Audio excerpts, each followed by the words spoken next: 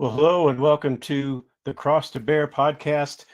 I am your host, Phil Bear, and I don't like saying I'm your host because it makes me feel like I'm running a game show. So I'll say that anyway, just because I'm supposed to say it. This is going to be the fourth episode in a series called Machines Don't Laugh, which is named after a book that I published in 2021. And my guest has been the Faithiest Atheist for three of these episodes, and now he's going to be on today for the fourth one. And I'm excited to have him on because we have such great conversations, and I learned a tremendous amount from Richard. So let's welcome Richard to the stage and say hello and see if your mic is working and everything. Test. Can you hear me? There you are. Yeah. Awesome. Hear you just fine. Great. I have to give a little bit of a warning here. There have been lots of issues with my computer operating system lately. I have a MacBook Pro that's all souped up, high performance, and I have been having tremendous numbers of crashes, and all sorts of apps will just simply crash spontaneously for no reason. And that's happened to Chrome, and I'm on Chrome right now doing the podcast live stream. So hopefully Chrome is not going to crash while we're doing the live stream today. But if I suddenly disappear, then anyone who's watching and you, Richard, will know what happened, and I will be back online as soon as possible if it does happen. And during that time, I'll just be throwing atheism out. Full throttle. Full throttle. Okay. Yeah. All those irrefutable arguments. Yes. That's right. And then when you come back, I'll be like, how come he didn't respond? Well, you can blame me for that if that happens. Okay. But hopefully it won't. And I am excited to have our conversation today. But before we start, I'm going to have to ask you to do what I always ask you to do, in case this is the first time someone has seen a podcast where you're my guest. So I know it's no fun, but give us a short introduction of yourself, a little bit of your background, just so that people who have never heard you before or aren't familiar with you can kind of get an idea of who you are. Okay, sure. Yeah, just a 30-second pitch. My name is Richard. I go by the Faithiest Atheist on Facebook. I also have a YouTube channel, but it's kind of pathetic. So yeah, I'm a non-believer. I'm a non-Christian, but I'm not anti-Christian. I just think some Christians are doing better than others. And mostly my biggest thing is like this vitriol that we see between people. I try to temper that a little bit. I try to pull people back from the ledge. That's my big thing. More than creating atheists, I try to calm the tempers down a little bit. That's my jam. And what do you do with yourself during the day? Oh, so yeah, I work in the counterterrorism world, and I've done that for 30 years. I started off in the Marines, and now I work with a counterterrorism agency. And the only reason I don't say the name of it is not because it's super secret. You could probably very quickly find out which one I work for. But the reason why I don't advertise it is that if I say something, I don't want someone to say, "Oh, well, this is the position of that agency." I'm just an analyst within that agency. So yeah, I work in counterterrorism. Back in the old days in the Marines is when I would kick in the doors, but these days I'm behind a computer and I'm reading what the terrorists are saying. Whenever we can, surreptitiously get their conversations, I'm reading and analyzing what they're saying and what they're capable of. That's my career. And I should actually give a little caveat here right now for myself, because what I say doesn't necessarily represent the views of Phil Bear or the Cross to Bear podcast. And that's supposed to be a joke, and it's a dad joke, and I admit it's a pretty bad one. So it's no surprise that you have identified some behavior among some of the ideologues that you observe that sadly sometimes can mirror the behavior of terrorists that you've seen. Yeah, that you've noticed a lot of vitriol, and there's some parallels between the two. right. Yeah, and I like to throw out this caveat. I think there's a lot of people who have kind of a terrorist mindset and use terrorist language, but are in no way a terrorist. And I can't stress that enough. I think it's dangerous, and I think it's harmful to think like that, but it's also human nature. And in order to be a terrorist, you have to literally pick a target and practice with your weapons and coordinate with other terrorists, and that takes a whole lot more effort. And a lot of people are just kind of behind the keyboard, and they're angry and they're bitter, and they think less of other people, and they think we need to wipe them out, but in no way are they actually taking part in wiping them out. They're just thinking that way, and I think it's addictive. I think it feels righteous. You don't have to be religious. You probably, the audience knows of non-believers who say we have to get rid of religion in order to solve the world's problems. That kind of thinking is just not, it's not feasible, but it's also, you're just kind of dehumanizing large populations of people. It's not illegal, but it's harmful. I think it can be addictive, and I think it can feel righteous. So I understand why people are like that. But my whole thing is to try and calm that down a little bit. And it's extremely counterproductive in the Christian world, because we're trying to reach the world for Christ, and we are told to always be prepared to give an account of the hope that is in us, but to do it with gentleness and respect. On the other hand, you have Christ talking to the religious leaders of his day, and he's letting them have it with both barrels. He's not being very gentle. He's calling the religious leaders of his day snakes, vipers, hypocrites, morons even. And that's a little bit difficult to reconcile for some people.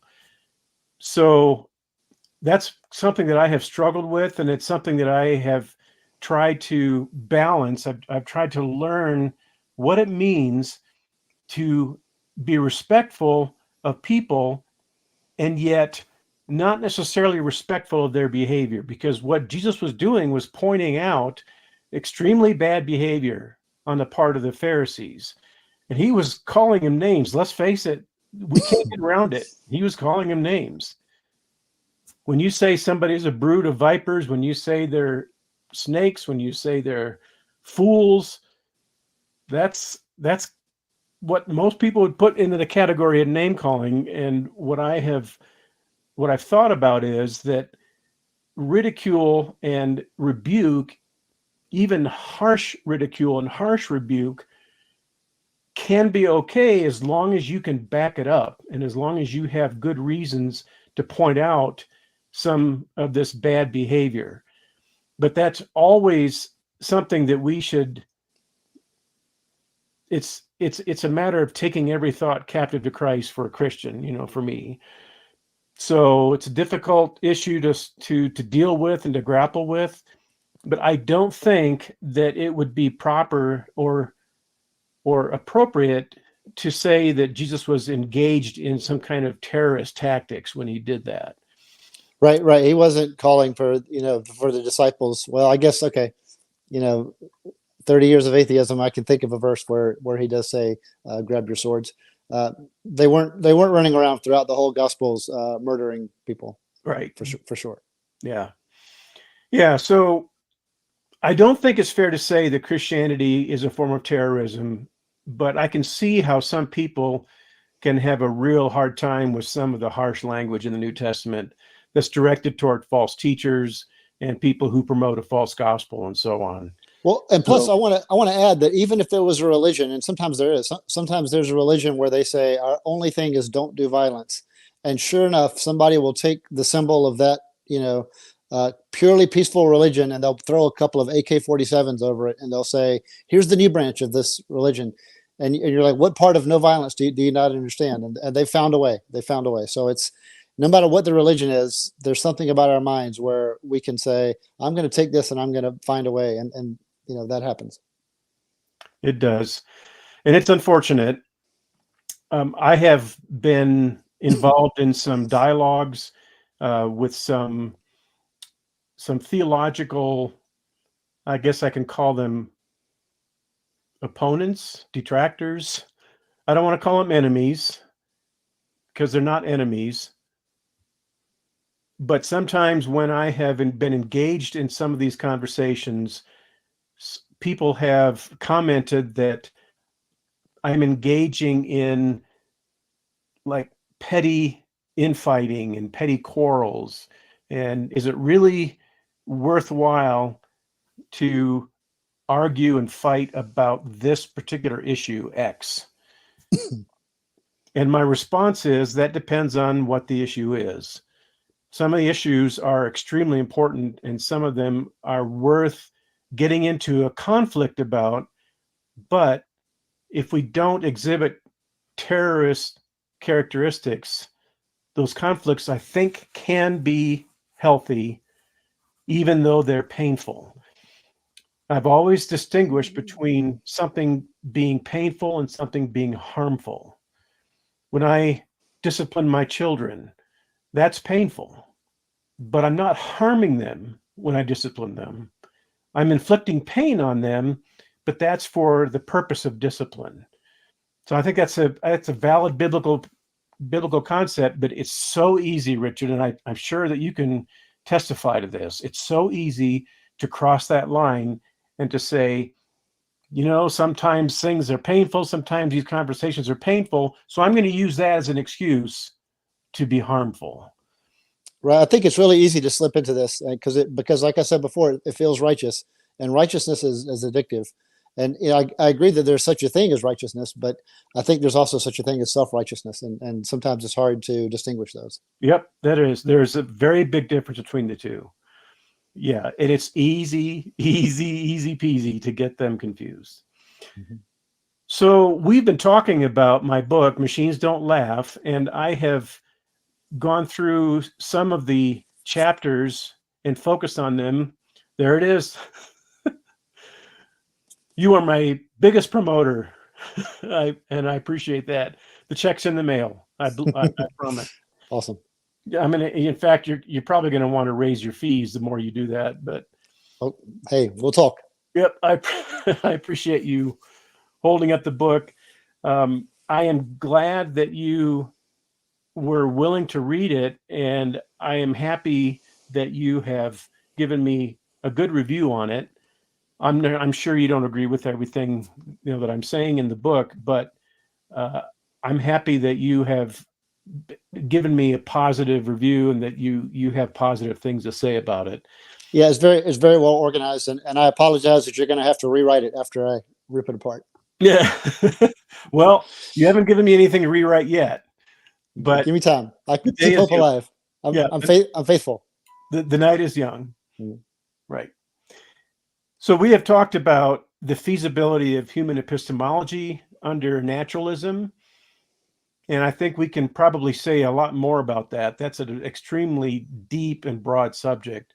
It's probably not possible to actually exhaust that subject, even over the course of several episodes on a podcast. And we've also talked about what atheism is and what atheism isn't. And we've talked about how atheism should not be considered simply an intellectual vacuum.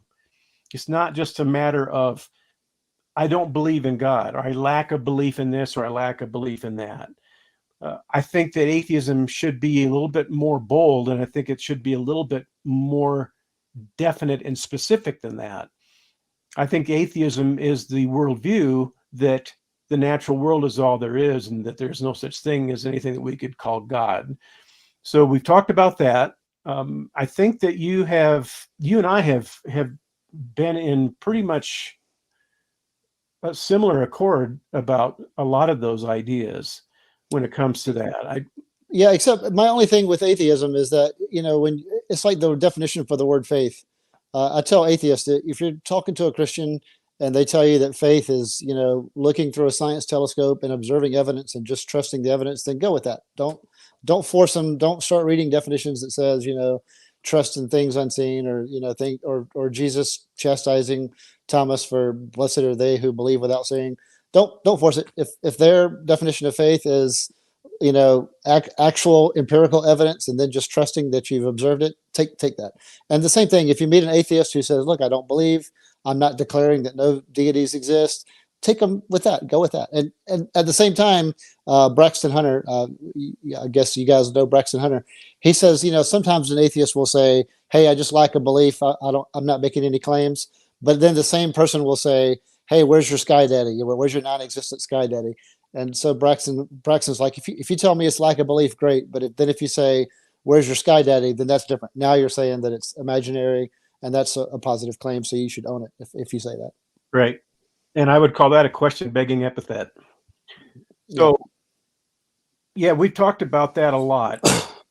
I have thought about this a great deal, and I've kind of reached the conclusion that there's a difference between Jesus saying to Thomas, blessed are those who have not seen and yet believe.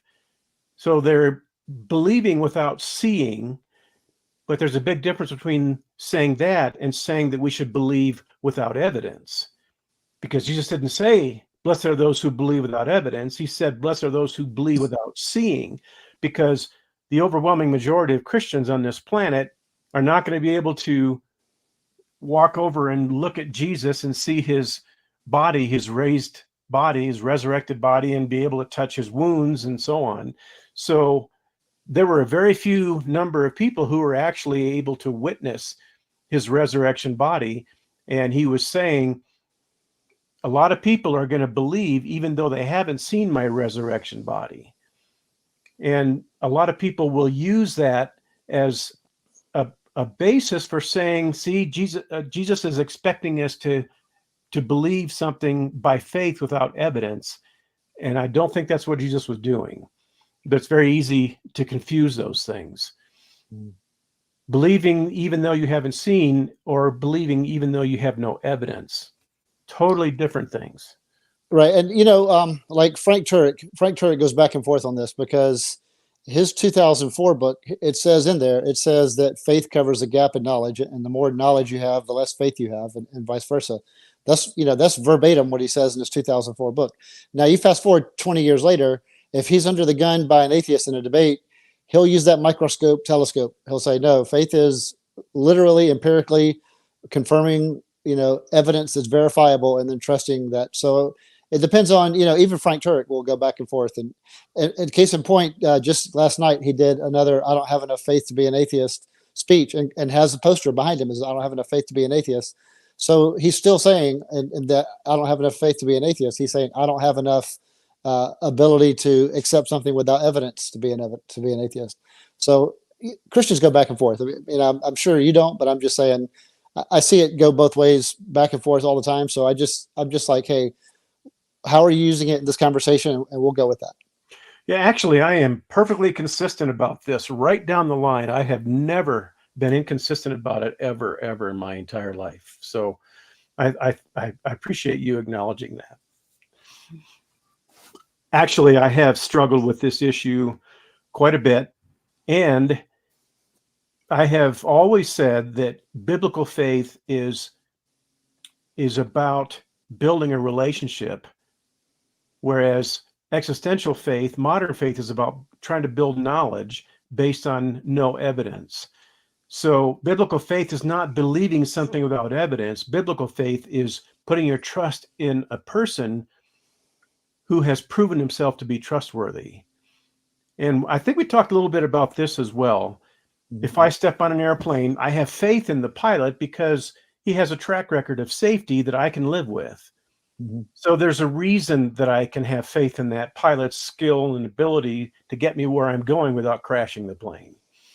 Yeah, and when I say Faithiest Atheist, I am literally saying believing it without evidence. I'm definitely using that definition just to kind of show some solidarity with any Christian who does think of it that way. And actually, we've had this conversation as well, and I think it's kind of worth repeating and worth reviewing a little bit. And that is that you acknowledge that there are a lot of things that naturalistic philosophers and atheists believe and they have absolutely no evidence for what they believe. Right. And We all have the same gaps. We all have exactly the same gaps. I have pointed out that atheists believe in spontaneous abiogenesis by a leap of faith. And my paleontology professor actually stood up and said that. He declared that in class one morning when I was attending his lecture. He said, we scientists believe in spontaneous abiogenesis by a leap of faith because all of the options for how this could have occurred naturally, none of them work. So we have to believe it by faith if we're still going to believe it. Because the alternative is to believe that there's some super intelligence out there and some super intelligent with superpowers who has actually created life spontaneously based on a created design. And that is unacceptable for people who don't have that worldview. So it is important to recognize that there are some things that atheists do believe by faith. They believe that some natural law will eventually be discovered that was responsible for the creation or the appearance of life, what's called abrupt appearance. And that's kind of an article of faith, you know. Yeah, and I would clarify that these days, what is probably going to come out, and here I am using a faith-based statement, it's probably going to be a series of things. It won't be chemicals to life. It'll be chemicals and energy doing some things that are surprising, and then chemicals and energy doing some more things that are surprising, and then more and more bit by bit by bit, and then 8 or 9 layers later is when it's behaving like life. It won't be a lightning strike, and like I've heard that the chemicals are in a pool and then lightning strikes and that's what ignites it. It won't be that. It'll be something minuscule. It'll be chemicals and energy doing things, and then finally they're replicating, or but it's going to be a series of things. It's not going to be one thing. Well, it is so refreshing, Richard, to hear you say that I'm about to make a statement of faith when you say that. And I don't think I think it's honest. I don't think it's necessarily It's not bad. It's not bad. The thing is, you can either demonstrate it or you can't. So when I say we all have the same gaps, we literally have the exact same gaps. And like, you guys can't show us God, and we can't show you a natural universe, forming out of nothing. So we all have the same exact gaps. There's not a problem. It's not an insult. I know it's used as an insult, but it's often used as an insult. But it's just an observation. A gap is just an observation. Well, there are so few atheists who are willing to acknowledge what you have just acknowledged. That this is not a situation where the religious side is operating on blind faith without evidence, and the scientific side, the naturalistic scientific side, is operating purely on evidence, and that naturalistic science is evidence-based, whereas religion is faith-based, and that's simply a myth. And the fact that you acknowledge that is something that I appreciate more than I can ever tell you. It's amazing, and I wish there were more people who refer to themselves as atheists. I wish more of them would refer to themselves as faithy atheists. Right. Less faithy, because I'm the faithiest. So faithyish. Yeah, we're all faithy. So we're all faithy. Well, I wanted to talk a little bit about something that you introduced last time. You introduced some concept of cells that were cooperating with each other and acting as agents, acting as if they're making choices and have goals. And these are cells, no neurology. There's no neurology yet. These are cells without neurology that are acting as if they're making choices and acting as if they have goals, and working together to achieve those goals. And not only that, there's a fly. Not only that, if a bunch of cells have a goal and you obstruct that goal, you obstruct them from reaching that goal, they'll back up, they'll reconsider, and they'll find another way around it, or they'll try to find another way around it. So that shows they have a goal. So you've stopped them from what they're trying to do, and they figure a way around it. That's goal oriented as far as I'm concerned. Well, so I want to say two things about that. The first thing I Mhm. want to say is that I want to lay a foundation that gives us some context for this conversation. Mhm. And then I want to put some comments that my wife made last time we talked about it that we Okay. weren't able to actually get to. And I want to see what you think of the comments that she made. Okay. Her name is Lori, and I consider her a partner in ministry. I like to mention her while we are doing the podcasts, and I very much appreciate her input. And she has, after the podcast, she has actually talked about the podcast with me, and she has brought up something that I never thought of. And I'm thinking, man, I wish that I had thought about that earlier, or I wish you told me about that earlier. I would have integrated that into the podcast. Well, Well, now we have this. Now we can do it. now we can do it because she does comment. The only problem is that there are times when I can't get to all the comments, and Mhm. so I always feel bad when I don't. So so that's one of the things that I but here's the foundation. Here's the context that I want to place this conversation is kind of Mhm. as a container. Mhm. Alvin Plantinga, who I'm sure you're familiar with, Yep. he wrote a book called Where the Real Conflict Lies. Are you familiar with that work? I'm familiar with his evolutionary argument against naturalism. I don't know if I've read that book, but I've probably read some chapters out of it. Well, I think I haven't actually finished the book yet, Uh, but I believe that this book is where the evolutionary argument against naturalism is. okay, I'm very familiar with that, and I agree with it. I actually agree with Alvin Plantinga on that. I kind of use that as my framework when I give my atheist talks. Okay, so I want to quote real quickly from that book, and I'll frame it here so we can actually see it on the screen, so we can read it and refer to it and then remember it. And this is a quote that I think is absolutely earth-shattering. I think it is. I don't think we can underestimate the significance of this quote. So let me. I have to be my own producer. I actually lamented about this with Tim Stratton in my last podcast with him. I said I have to be my own producer, and he said, "Welcome to the club." Hmm.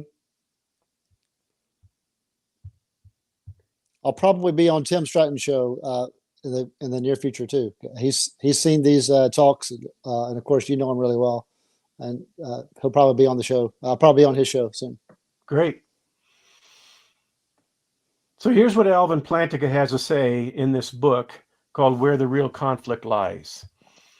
If my thesis is right, therefore, if there is deep concord between science and Christian or theistic belief, but deep conflict between science and naturalism, then there is a science religion or science quasi religion conflict, all right, but it isn't between science and theistic religion, it's between science and naturalism. And I find this earth shaking.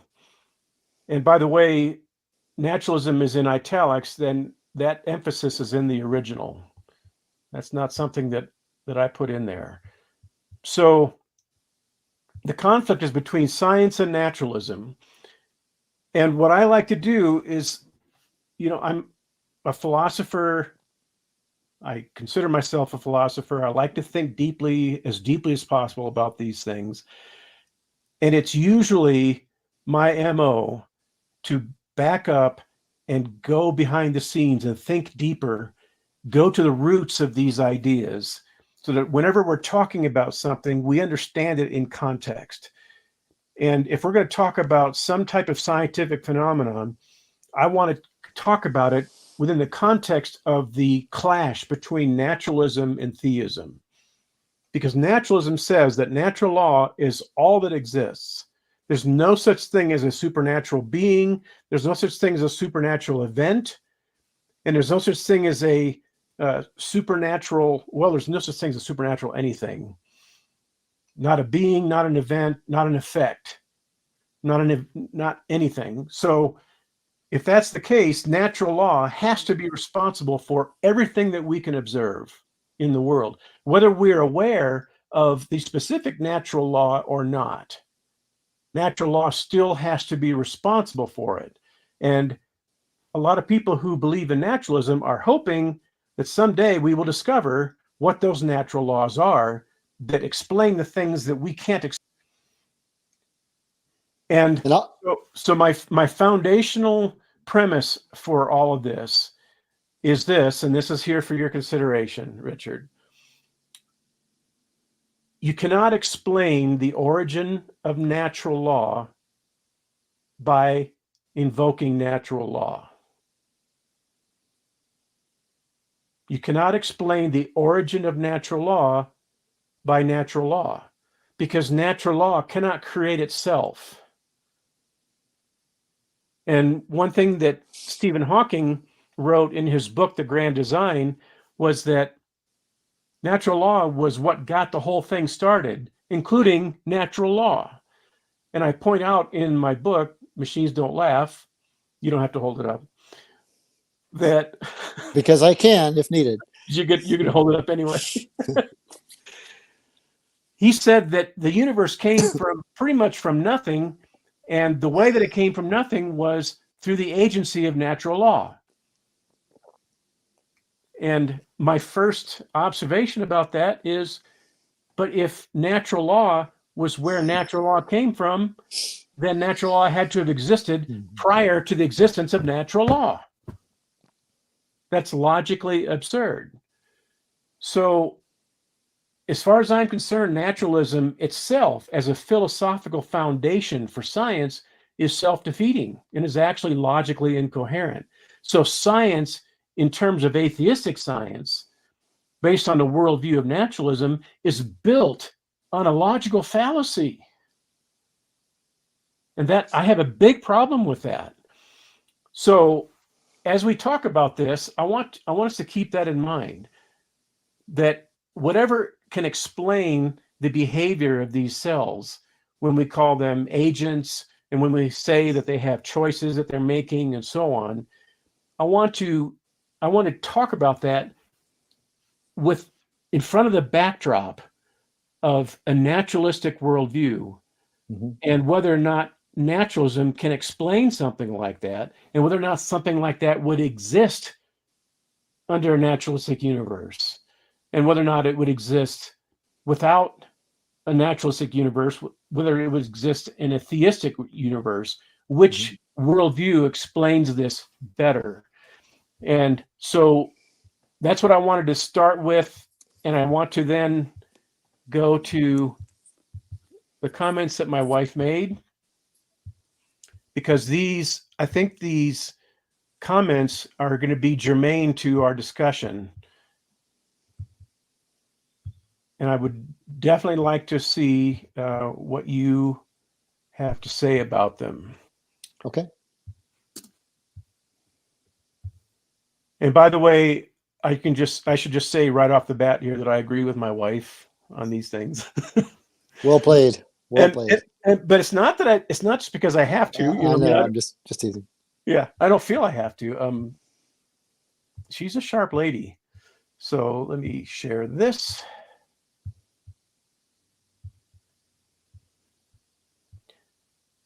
So when she heard about the things that God might design, she has this to say: that makes sense in the sense that God created the design of a human, and that design does not require him to constantly be present. Just as one of us can design an intricate machine and then leave it to run, God also could have done that.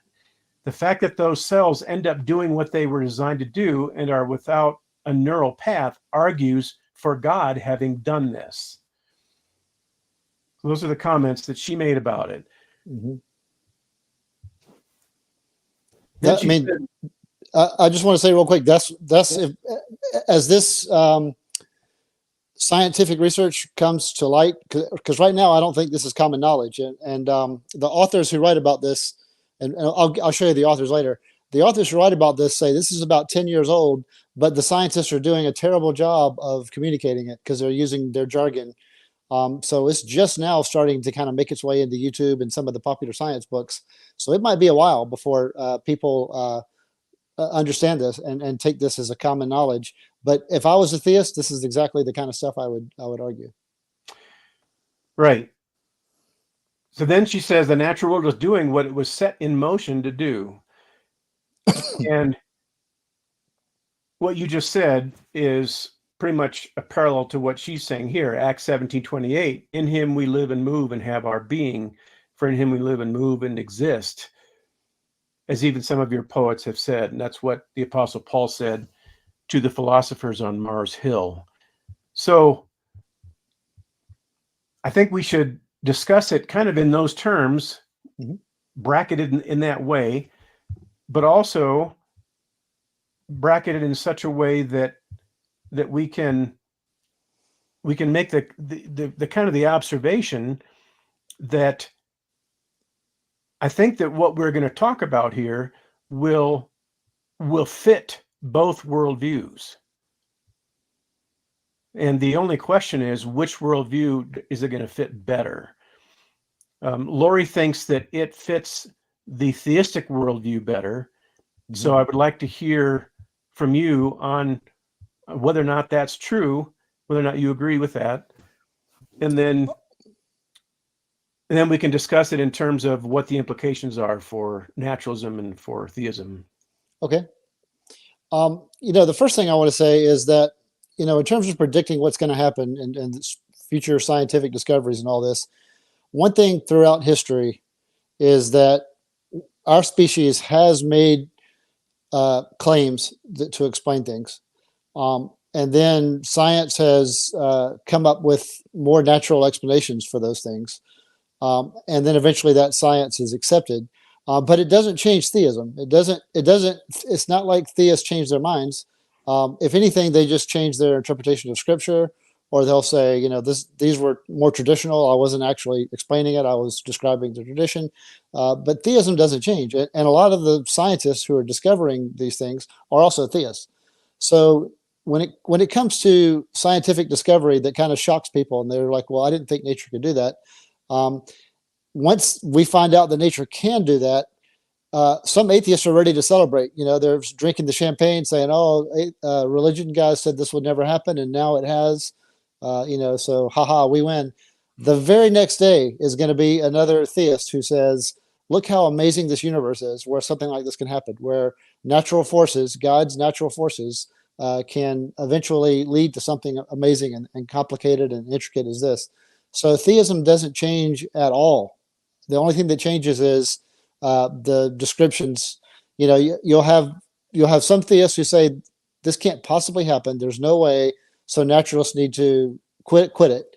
And then the scientific discovery happens that shows it can. Those theists have a few months maybe where they're like, maybe it didn't happen, or maybe there's a hoax or something, or they don't know what to do, maybe.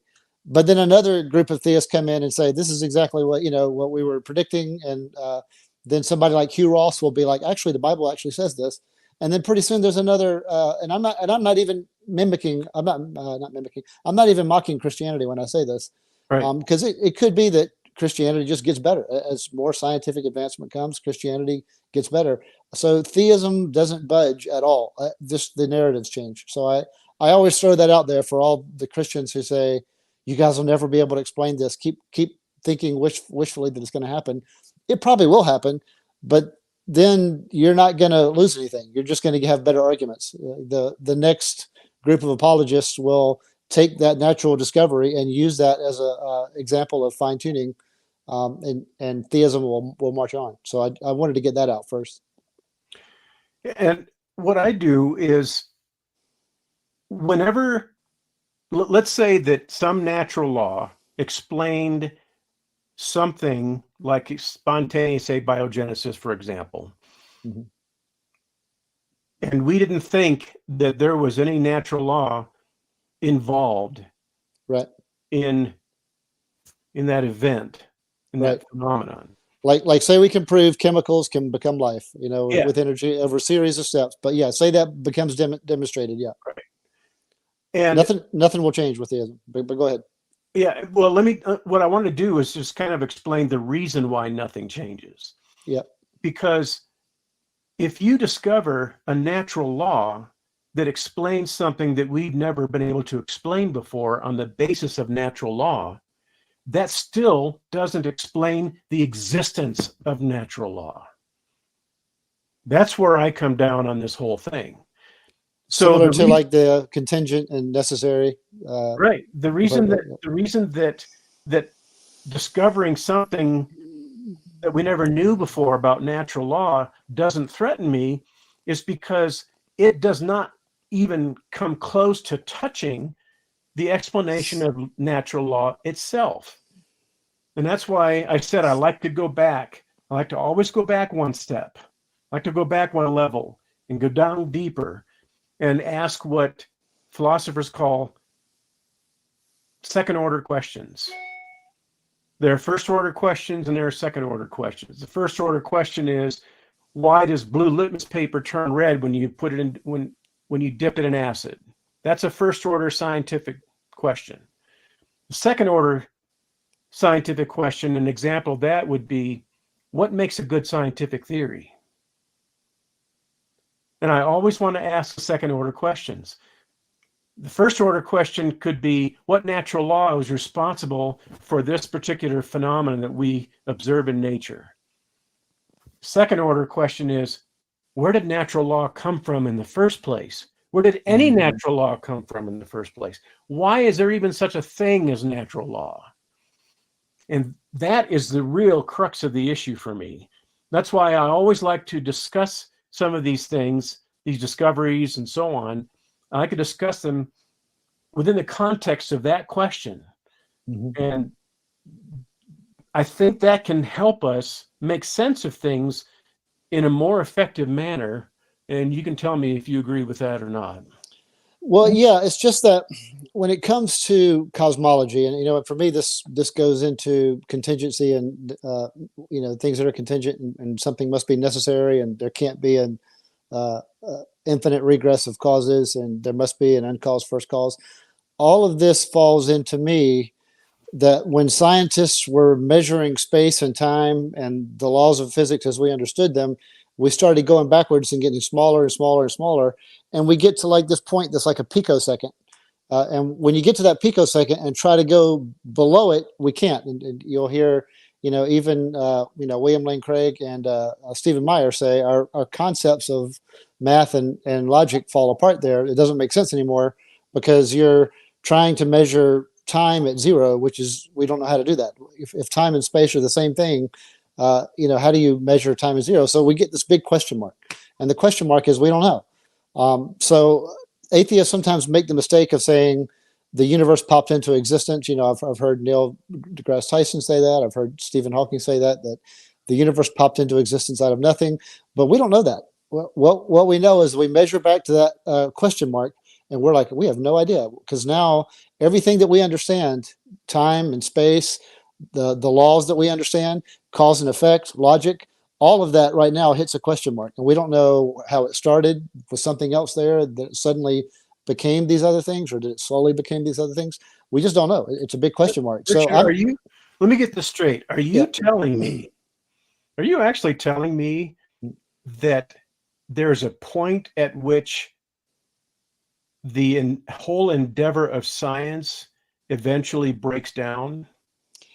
when it comes to the existence of time and space and everything in it, we do reach a question mark where we don't even know what to ask at this point. We don't even know to ask because we don't have time anymore. We don't have space anymore.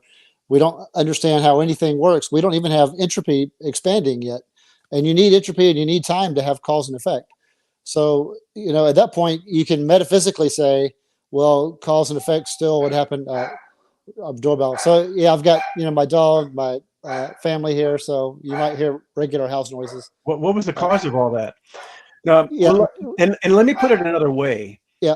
There are some things, I think what you're saying, and I don't want to misquote you, so let me know if this is not accurate. Mhm. There's some things that are beyond the scope of scientific investigation. Well, currently, we don't know. You know, when we get to that question mark, you have both atheist and theist scientists. In fact, William Lane Craig and Stephen Meyer were being interviewed by another theist scientist, and he was like, you know, even the theist scientists were like, we can't demonstrate beyond this question mark. And both Stephen Meyer and William Lane Craig said, right, at this point, we're making inferences, and the best you can do is, you know, who has the best inferences. So yeah, it's just a question mark. You know, and that's currently. You know, I've always said maybe aliens from another dimension are watching us, and they know all about the formation of universes in space and time.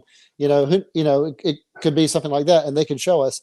But what's from their universe? Right, I know. Well, you could say, well, how did you get here? But my thing is that currently we just reach a question mark, and like I said before, a gap is an observation. It's not anything to be upset about. Nobody's insulted. Nobody's calling each other weak. It's just an observation. It's like I can show you this, and I can show you this, and then we get here, and now I can't show you. Now I can't even explain how to check beyond this, because now it's you know, the Heisenberg's uncertainty principle also applies to measuring time at zero. There's a couple things that Heisenberg's uncertainty principle applies to, but one of them is how do you measure time when you get to zero? And technically, it looks like you have to be infinitely wrong when you try to measure time at zero. Because we don't know, our algorithms don't make sense. And again, this is how our math and logic is how we try to make sense of the universe. And we just reach a point where it doesn't work anymore. And that's just an observation. It's not, you know, anything to get angry about. It's something to be excited about, and to say, you know, how can we get around this? How can we learn more? But right now it's just an observation of a question mark.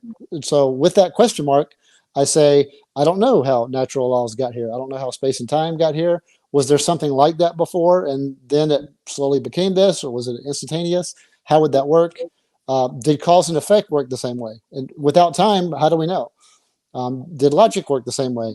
You know, was there anything at all? And we just don't know. It's a big question mark. So I'm happy to embrace that mystery and say I just don't know the answer. And I'm hesitant to say that, like, for instance, I have an atheist friend who says that before the universe or outside the universe, God would have had to exist or not. And he says, and that's a logical statement. So that means logic precedes God. And then, of course, another theist will say, no. The fact that logic was there, logic is of God. So you would need God for that logical statement to make sense. And he was like, well, you just made a logical statement, which means logic. So they go back and forth for years because their metaphysics is tied to how they see the foundation. One of them has to be logic, and one of them has to be God. My take is I don't have to make a choice there, because I don't know how things would work outside of our space and time. I just know how things work now, and I don't know how I got here, and I'm okay with that tension. Well, it's interesting that you said that, because a lot of people, a lot of theists will be criticized for the so-called God in the gaps idea. Right. That's the idea that it has to be an insult is a terrible way to go with this, and I wish I could help atheists stop doing that. I do too. Hold on just a second. I want to make sure I unlock the door, because it just occurred to me that when my oldest daughter gets home from school, she might not be able to get in. So give me like 10 seconds. I'll sing a song. Okay. All right. No, I won't sing a song. Actually, there are people in the comments, and Lynn has made a comment that says God's wisdom and power are so much above what our minds can grasp and we can understand, or what we can understand. That is very, very true. And in my book, Calvin's Desperation, I actually talk about something called the cognitive barrier. And that is, what is it that separates man and his understanding and his intellectual capacity and God's? And some people will say that what separates us is logic. Let me repeat that for you, Richard. Okay, I'm back. Lynn says God's wisdom and power are so much above what our minds can grasp and what we can understand. See, now I said that exact same thing about naturalism. Naturalism is so far beyond what we can grasp. I think we're saying the same thing. We just apply it to different things. And I started to say something about that, and I wanted you to hear it. And now I forgot what it was that I was going to say that I wanted you to hear. Oh man, I'm sorry. Oh, Sorry about that. I know. Okay. It relates to what you were just talking about. In my Mhm. book, Calvin's Desperation, Mhm. which is a rebuke of Calvinism and determinism, basically, I have a chapter called The Cognitive Barrier. Mhm. And I explore what is it that separates God's wisdom and man's intellectual capacity. And some people actually believe that the difference between how man thinks and how God thinks is that man thinks logically and God is beyond logic, and God can actually contradict logic. He can violate the laws of logic and still maintain a posture of truth. And I demonstrate in the book how if that's true, then everything breaks down. All of theism, all of Christianity breaks down. And that the difference between man and God is man's limited intellectual capacity and God's unlimited intellectual capacity. But both of us operate on the same laws of logic, and that those laws of logic are grounded in the mind of God, and that they actually govern all of reality. They govern the truth value and the behavior and nature of all of reality. There's nothing about reality that is non-logical or anti-logical. There are some things about about reality that we don't understand, but that's very different from saying that they're not logical. And then Lynn says, I find that to be amazing in itself. And that's very true. And again, I can't tell you how refreshing it is to talk to you, Richard, because there are so few people who call themselves atheists or non-believers who are willing to get to that point and say, beyond this, I don't know. And I'm not sure that you're saying nobody can know. Right. I just say currently we don't, because like, for instance, we were positive if you had taken a poll of all the scientists, they would have said 100% unequivocally, there's no way to know what the distant stars are made of. They're too far away. There's no way to measure them. And they would have said there's absolutely no way for us to ever know that. And then we realized that each chemical creates its own spectrum across the light scale. And so like a hydrogen will have some burgundy over here and some, I'm making this up, but if you think about the color spectrum, each chemical and compound has its own signature. And that's how we're able to measure not only distant stars, but planets, because we can see how the spectrum changes when the planet passes in front of the star. Nobody would have thought about that. So when I say we can't know, that's a faith-based statement, because we might figure something out that changes all that. We might encounter something else, but if we currently have a gap, then again, that's just an observation. It's not an insult. And I know that atheists and theists will use it as an insult if it helps them, but it's just an observation. We currently can't, but who knows? It could change in the future. Well, and here's something that's important to think about. If theism is true, and if there are some events or effects in the universe that natural law did not cause, right?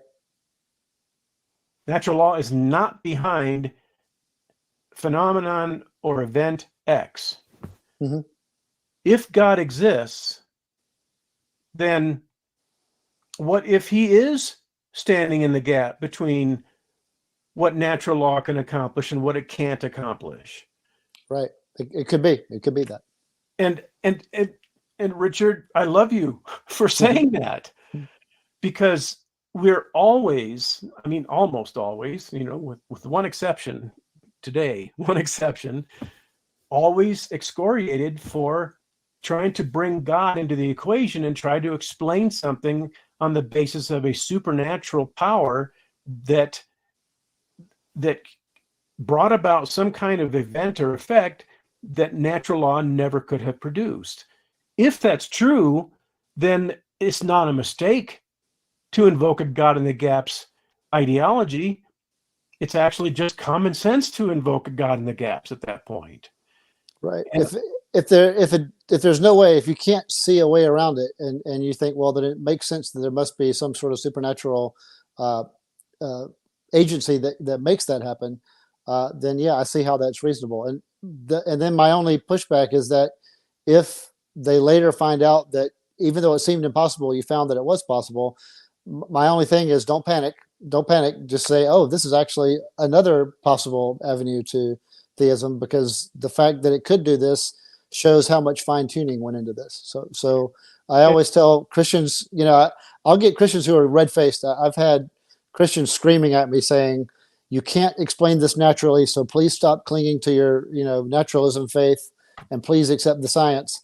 And I'm like, okay, just don't panic if they do discover this, because right now you're going to lose your identity.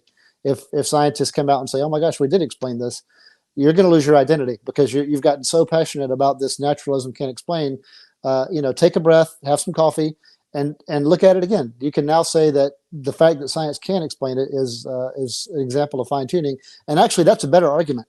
It's better to show how naturalism can do it than to say naturalism can't do it. Especially if God created all of us, then nature is God's creation.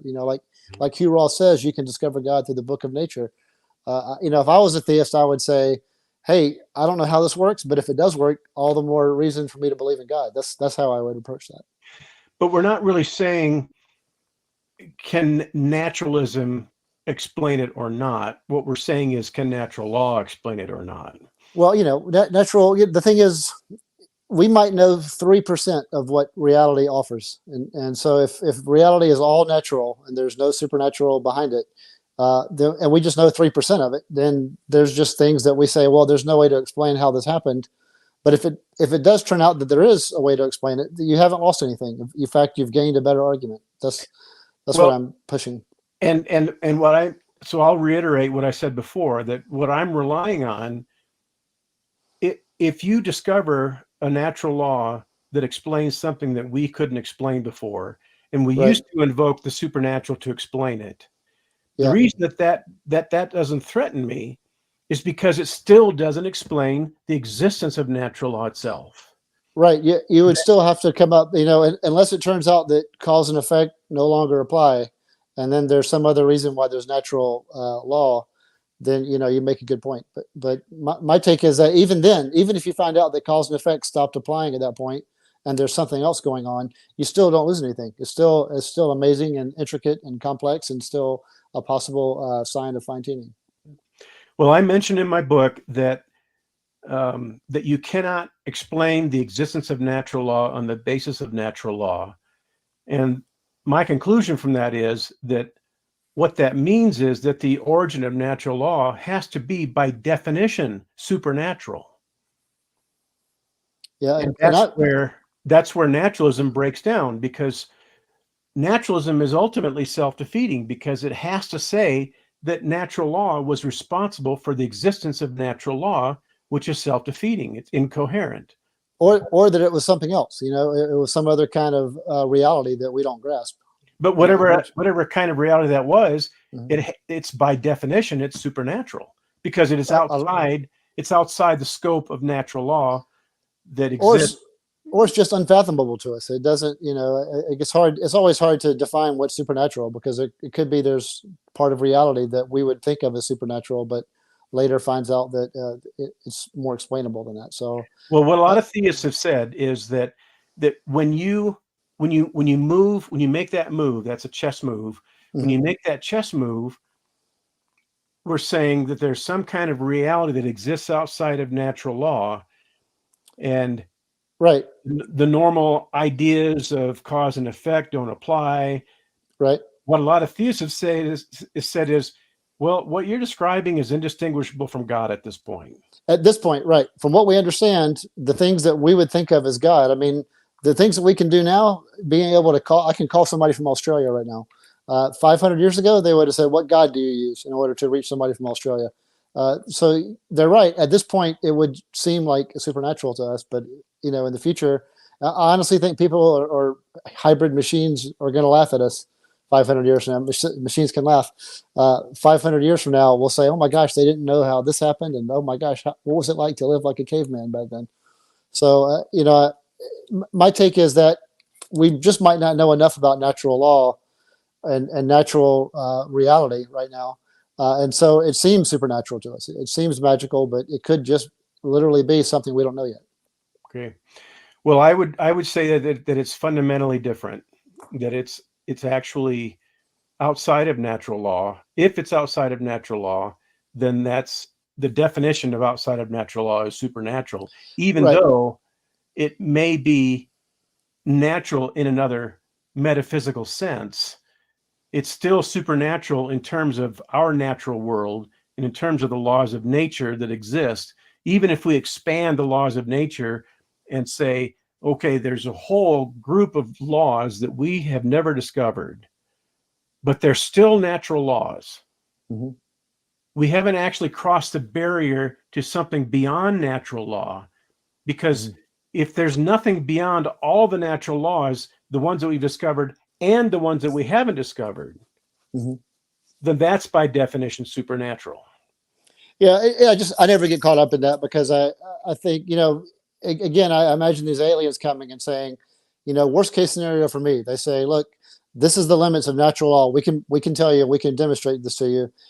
These are the limits of natural law, and there's no way that this could lead to where you are now. So we can, demonstrate to you beyond, all question. Then I would say, okay, yeah, then I have to infer that something outside of that led to this. That all of that makes sense to me. I'm just saying I wouldn't be surprised if we learn more that makes us realize that what seemed unfathomable to us it was because of our epistemic limitations. It was because of our limited capabilities. Well, let me stick a wrench in the machinery just a little bit, and and say these aliens, they know everything that we Right. don't know. Right. They have sufficient knowledge to be able to definitively and conclusively tell us what the answers are to all of our perplexing questions. To our questions, right? It just sure seems to me like those aliens are omniscient. Right. Or they have their own problems. They might be talking to themselves saying, my gosh, these guys are like ants. They think this is a problem. We figured this out, eons ago. They don't even know the real problems that we're actually facing, with these other dimensions. So I always imagine those aliens might not know the answer to everything, but they know all of our answers to all of our questions. All of ours. Okay. Yeah. And then if we get to their level, then we can join them with their, and then more aliens will come in and say, oh my gosh, you guys are still back on that. So it's like, Josh Rasmussen. Have you ever read Josh Rasmussen? He and I were talking like, what would happen if God appeared to me and started answering my questions? And I would say, well, that's really a good point. If God appeared to me and answered all of my questions, and he showed me that he was the first uncaused first cause, and then just to throw a wrench into the works, I was like, what if another God appeared and said, I made you to think that way. I made you to think that you're the uncaused first cause, but I'm actually the one that did that to you, and I tricked you, and you just believed it because this new God created the God that we think of. And then Josh Rasmussen said, well, what if another God came in and did that to him? And I'm like, well, what if another God did that?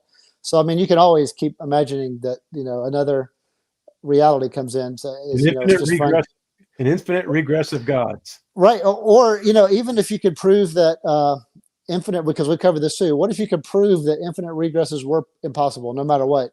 You still wouldn't know when you got to that final point, when you finally got to the uncaused first cause, because if each God or each set of aliens honestly believed they're the uncaused first cause, they could still be shocked by another entity entering into their realm saying, aha, I tricked you. So even if it's true that there's no such thing as an infinite regress, we wouldn't know it when we reached it. So that's just a fun epistemic game. Well, somebody has recently presented an argument that it's impossible for there to be more than one uncaused being. And right. I don't know.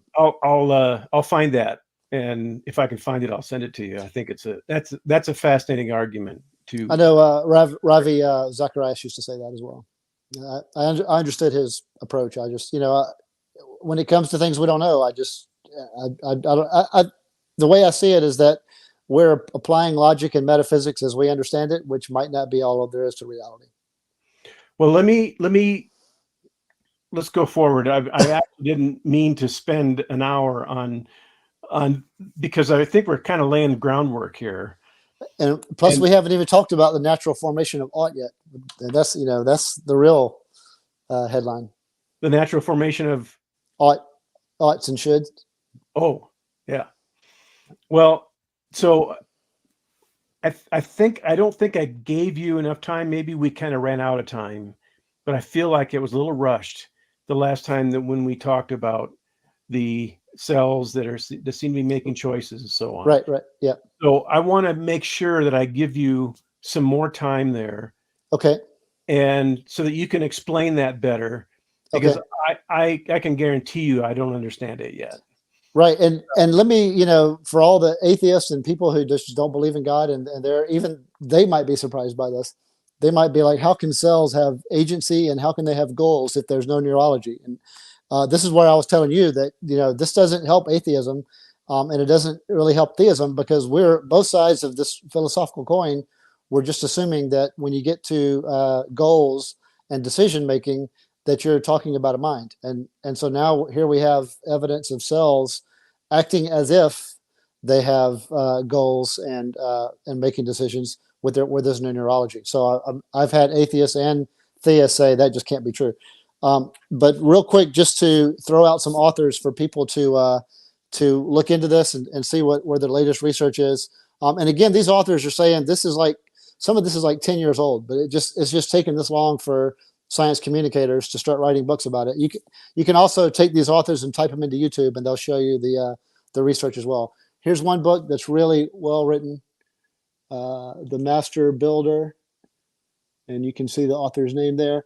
But the author that or the scientist that I would throw out right now, his name is Michael Levin, Levin. He's all over YouTube. The YouTube podcasts love that guy. So if you type in Michael Levin, Tufts University, cells, agential is agential, and agential just means having agency. Right. He'll show you, he's got slides where there's cells and like say they're an amphibian, say like it's an amphibian that no longer regenerates. So that they take a species of an amphibian that if it loses its limbs, evolutionarily speaking, the species no longer puts in the work to regenerate the limb. They just that limb's gone. The same as it is with humans. With some amphibians, if they lose a limb, the cells will regenerate because it's not as hard for a smaller, less complex species to regenerate a limb. But for some species, the cells just don't regenerate. But what they've done is they've taken this bioelectric signal. So it turns out that these cells are talking to each other with a bioelectric signal in between their membranes.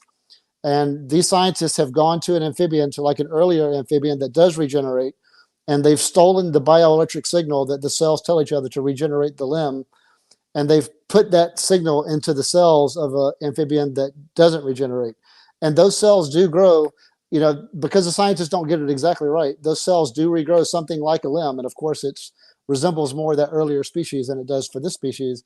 But it shows that the cells can change.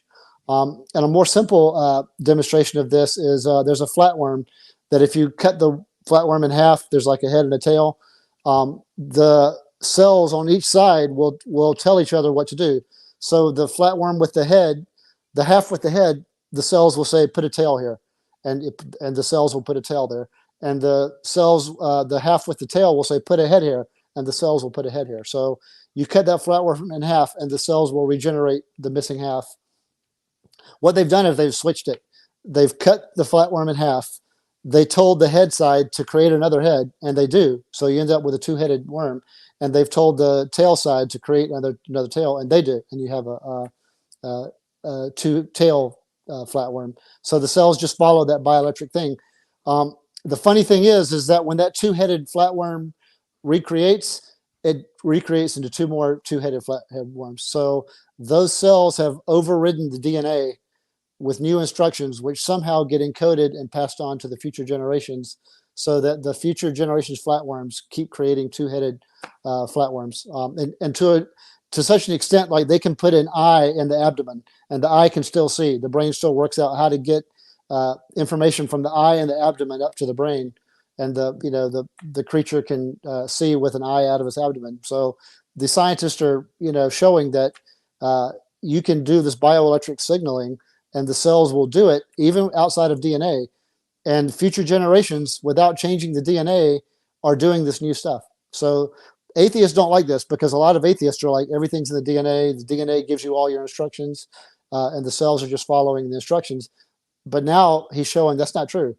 The DNA does have instructions, but the cells are doing some sort of signaling to each other that the scientists can hijack and give them new signals, and they'll do the new signals, and that new information gets passed down to the next generation. So atheists, Darwinists don't like this, because they're like, well, if you've got a new thing on you, that's something with DNA. And he's like, no, it's not. So this is something else. And so a lot of atheists don't like this. And then a lot of theists don't like it, because they're like, well, it seems like there's not a plan. It seems like the eye should be here. You can't put an eye in the abdomen. And it turns out you can. So both sides are going to kind of have to grapple with this research and figure out, how can we make sense of this with how we thought the world works? How are we going to take this new information and make it make sense to us? Yeah, I think I would probably challenge the theist who says this eye doesn't have a plan, so I have a real problem with this, because if you just talk about DNA by itself, you're talking about program code. Mm-hmm. And we have pulled off genetic engineering. We've been doing that for a long time. Mm-hmm. And does that mean that there isn't a plan? We've introduced something of our own, and we've taken the program code and we've rewritten it, so to speak, or we have used it and applied it to something else other than what it seemed to be designed for. I wouldn't call that a lack of a plan. I would call that innovation. And Okay. so if a scientist can take an eye and put it on an abdomen and it still works, I don't know that why theists would be threatened by that. I guess that doesn't really make sense to me. I haven't talked to them, and I haven't heard. Right. I just, you just mentioned that in passing, but it seems to me that would just be a matter of man taking what has already been created and messing with it and doing things with it and Mm-hmm. doing surprising things with it and learning something that they didn't know before. Mm-hmm. I don't know why. Can you think of a reason? Do you think it's reasonable for a theist to have a problem with that? Well, I mean, my whole thing is that our sense of reason is heavily influenced by our experiences. But I just know that any atheist or theist who doesn't like this information right now is going to have to grapple with it, and then they're going to have to figure out what they don't like about it and whether they can still make sense of it. So, it's hard for me to say what's reasonable or not. But I do know that whenever I've been talking to theists and atheists and watching podcasts with philosophers, everybody assumes that when you get to making decisions and having goals and being able to work around obstacles to reach the same goal, they're like, you're talking about a mind at that point. And now we're not talking about a mind. So if it is a mind, you could say, well, it's God's mind and the cells are reflections of God's mind or whatever. Now I do know at this point, a lot of theists don't like the idea that cancer is doing that. Cancer is figuring it out when it decides, like a cell in your liver says, you know what, I'm not going to be part of a liver anymore. I'm going to be my own thing. And then it doubles into a cell, and they're like, we're going to do our own thing. We're going to work together as one organism. And it becomes like a tumor, and then it creates these networks to support itself inside of you. It's doing all the things that a life form does. It's just finding a way to make it work. And I know a lot of theists don't like to think of it that way, except to say maybe it's like an evil or something like that. But even evil doesn't really work, because for me, evil has like a plan. And cancer thinks it has a plan. Cancer thinks of it as, it's going to take over the host. But what happens is the host dies, and then the cancer dies. So Right. It puts in all this complex, intricate work for nothing. It doesn't do anything except just kills the host. Yeah. So for me, it seems more like random chaos than it does evil. And so for me, I can't make sense of a theistic reason why cancer would do that, but I can make sense of random chaos doing that. Yeah, in biblical theism, in Christian theism, Mhm. I don't think there's a problem with cancer doing that. I don't think there's a Mhm. problem with cancer doing that under atheism either. Mhm. But under theism, I wouldn't, I'm not sure that we would want to go as far as saying that this is something that we should call evil. I think that you could probably reasonably say this is something that is a result of an abnormality that's been introduced into creation. And according to Christian theism, creation is now in an abnormal state due to the fall of man. So all of creation has been cursed. And so that's why we have natural disasters. That's why we have diseases. That's why things break down. Things don't work the way they were originally designed to. That's why we have to work for a living. And so What that, about what that's about somewhat like a problem to me. what about like fossils where they had cancer hundreds of millions of years before man, or natural disasters before man? How does the fallenness track back to before man? Well,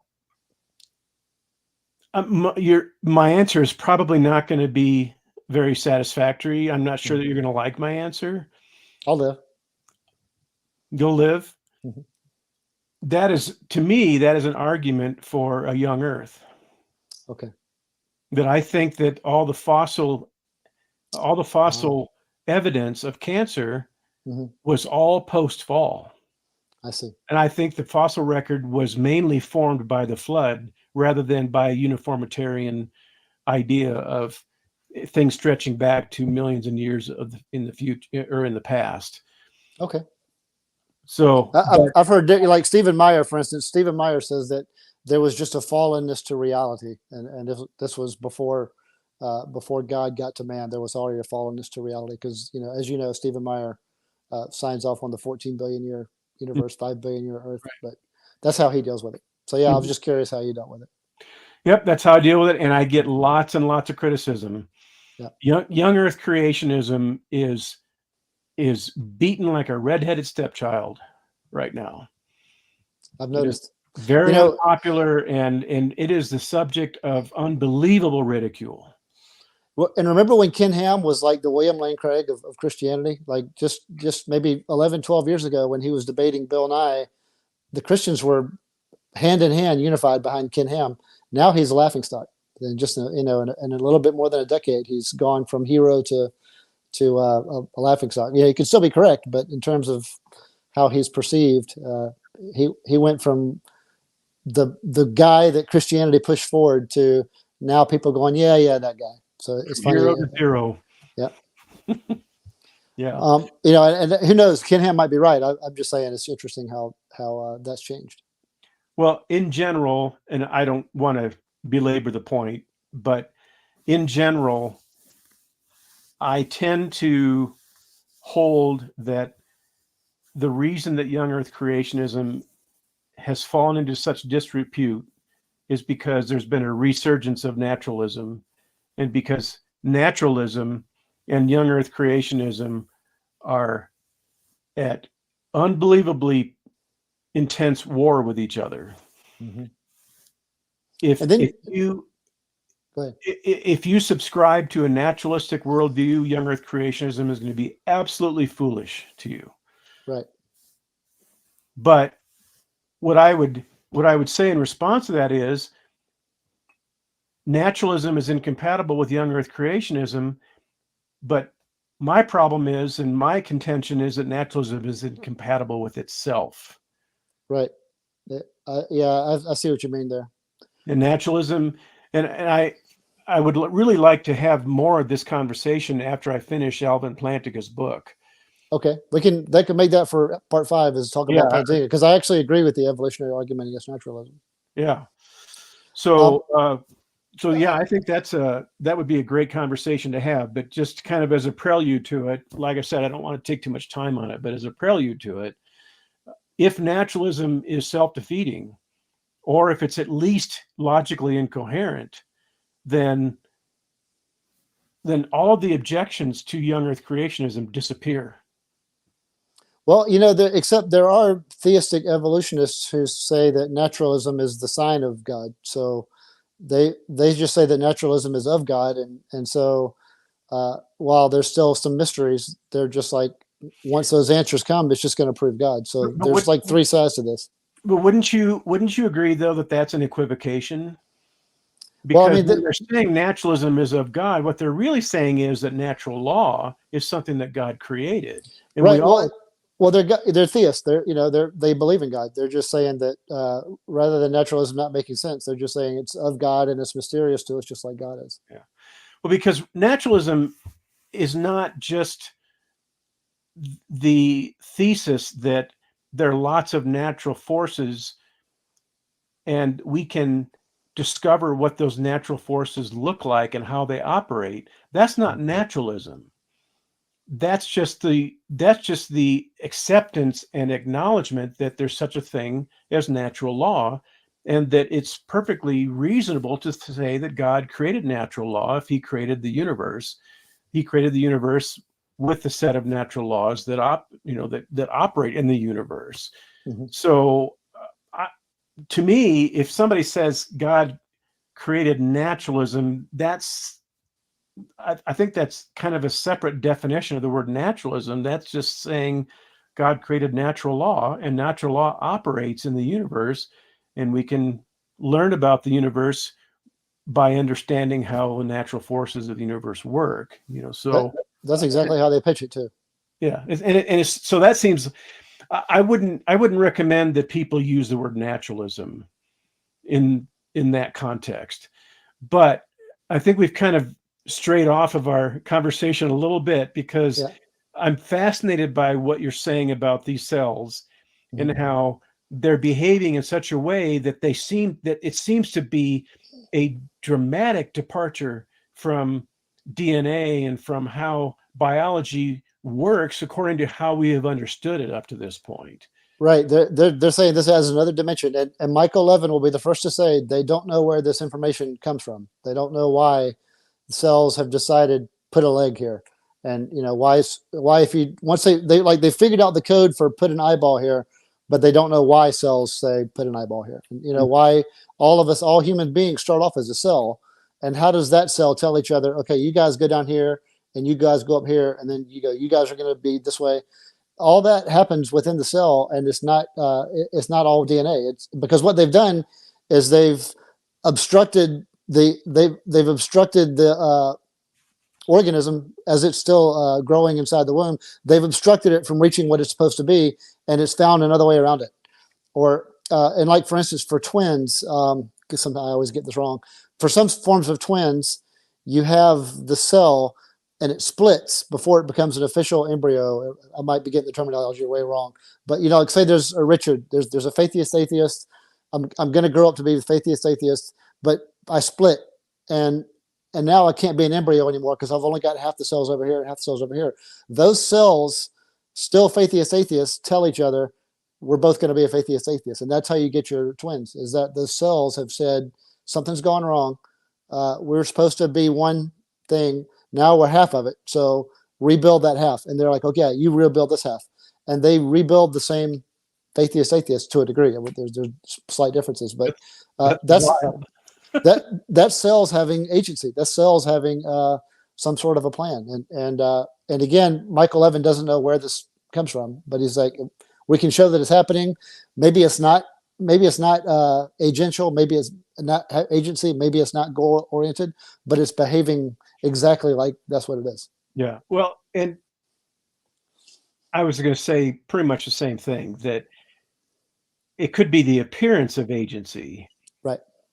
Whereas it's appearance only, and it's not real agency. But there are so many options under a theistic worldview. The explanation for this could be something supernatural going on.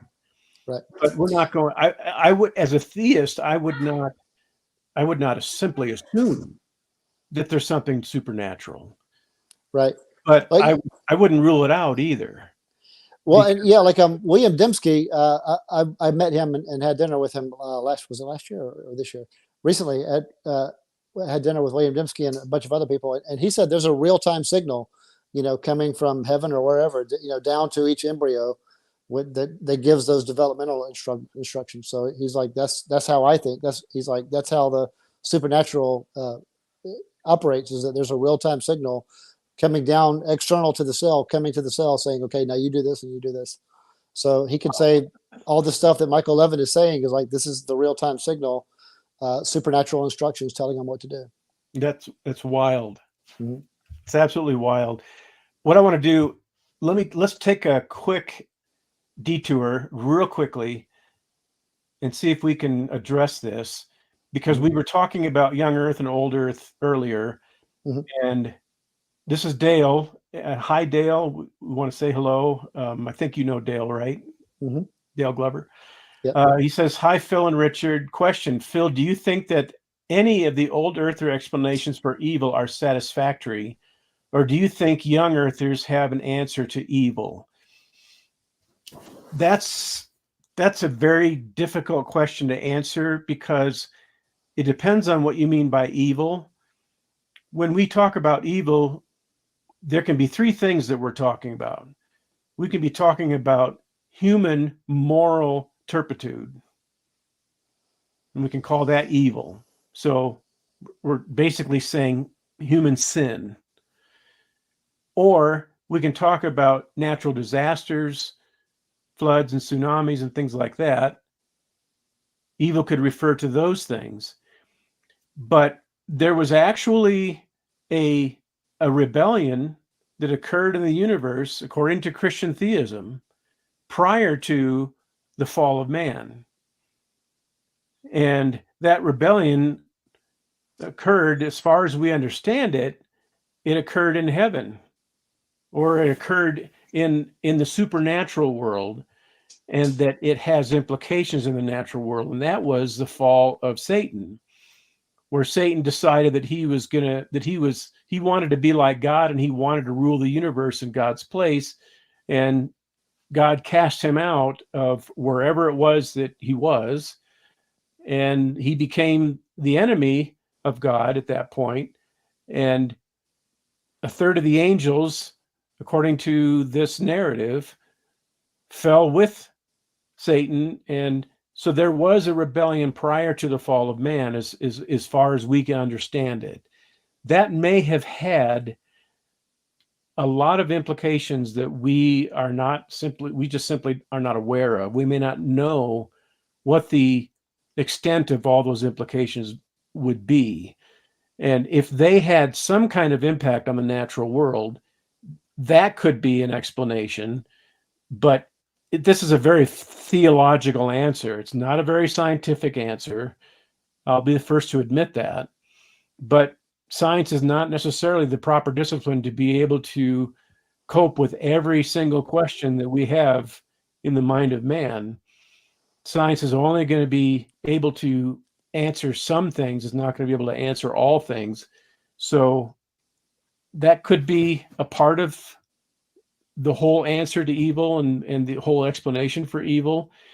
But I think that the young Earth model best explains the curse upon creation that God pronounced as a result of the fall of man. But I could be wrong about that. I don't know if you saw the last podcast that Tim Stratton and I did, but the first thing that we said in the podcast, we could be wrong. I could be wrong. So I could be wrong about that. And Dale, you can put in a little comment and tell me what you think about that. But let me turn it over to you, Richard, and see if you have any, as an unbeliever, see if you have any thoughts on that or perspectives on it. Just from my view, I always tell when my atheists say, what are they talking about? I'll say there's three sides of this. There's young Earth Christians, and there's old Earth Christians, and then there's theistic evolution. They actually call themselves something different now. And the theistic evolution people will say, the original point of the universe, when everything was getting ready to expand, God programmed everything in that little point so that things would, develop the way they are now. Old Earth will say that throughout that 14 billion year history, God intervened at certain points and said, "Okay, now you need this." Just like you're cooking something, you simmer it, then you add something later, and you add something. So Old Earth will say that, and then Young Earth will say all of that just happened really, really a lot quicker than the Old Earth and the theistic evolutionists say. Yeah. Well, and the only other thing that I'll say about that is that I would say that Old Earth theory has a much harder time explaining the fall of man into sin than the Young Earth theory does, because Old Earth tends to diminish the historicity of Adam and Eve. And Yes. if you diminish the historicity of Adam, now I think we've got a problem, because Adam rebelled against God, and we are told in the New Testament that we are under sin, and that Adam is our father, so to speak, in sin and in rebellion against God. If Adam was not a real historical human being, but was more like a metaphor, then how can a metaphor actually fall into sin? How can a metaphor rebel against God? So what actually rebelled against God that caused God to pronounce a curse on the world, and that necessitated the appearance of a savior to solve the problem of our sin? What is it that rebelled in the Old Earth explanation? Was it a Neanderthal man? Was it Australopithecine? I have a hard time understanding where that rebellion took place. And if it was not a historical rebellion, then I have a big problem with treating the fall of man as a historical event. And then I have a problem with Christ appearing in history in order to be the propitiation for a fall, for the sin which was the result of a fall that didn't happen in space-time history. The redemption happened in space-time history, but the fall didn't. I have yet to hear a satisfactory explanation of that question, of that problem. Dale says, personally, I do take an Old Earth perspective, but on the issue of death, I think that had to come with Adam and Eve. So I have a weird view on my end. Oh, that is an interesting perspective. I haven't heard that before. And there could be an Old Earth theory that involves a historic Adam and Eve. There is Swamidas, Dr. Swamidas. Mm-hmm. His take is that evolution happened just the way scientists have. Humans evolved for 300,000 years, and then at some point about 10,000 years ago, God created Adam and Eve in the Garden of Eden, and then Adam and Eve's descendants came out of the Garden of Eden and intermingled with the 300,000-year-old human species, and that lineage led to all of us today. The other lineages died out and were the result of Adam and Eve's interaction. Adam and Eve's ancestors, Adam and Eve's descendants interacting with those 300,000-year-old humans. Well, in that scenario, in that model, were Adam and Eve a special creation of God, or were they? Ex nihilo creation. Swamidas is like exactly what Genesis says. It's just that while that was happening, and I think William Lane Craig has something similar to this too, that he was like outside of the Garden of Eden, there was still the evolution that scientists will tell you. Well, interesting. If that's the case, then the Genesis narrative does not mean what we thought it meant. Right. It would be a more specific. Because when it says God created man in his image, in his own image and likeness, he created them, male and female, he created them. Right. Apparently that must mean that he created a species of man prior to the appearance of Adam and Eve. So what is that referring to when it says God created? Because after that narrative, it tells us that he put the man in the garden. You should, well, Dr. Somadas wrote a book on this, but you can also probably reach out to him. He's pretty open about this. Yeah, I'd like to hear more about it.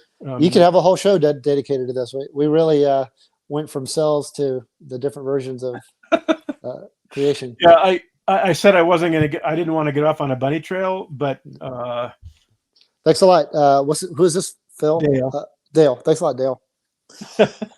And we haven't even gotten to the natural formation of ought. So I can see already that we're talking about another episode for the how nature formed our sense of ought and should. Richard, we're going to have an indefinite number of episodes, for the next 20 years. So, but he says, "Oh yeah, Bill Craig, Hugh Ross. There are a lot of views on this front." Yep. But then he says, "Question: William Lane Craig has argued Genesis 1 through 11 is mytho-history genre, but not literal history. And what are your thoughts on that?" And I'll answer that question myself. I don't know if you have a thoughts, any thoughts on that or not, but I would say have someone else on your show, and then he would be a good guest to bounce ideas off. My take is that this is all of human origin, and each Christian has their own things they have to battle with.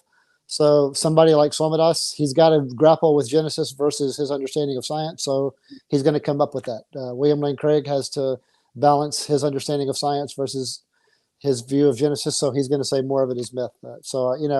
For me, it's all human origin, and you guys are coming up with the best that you've got.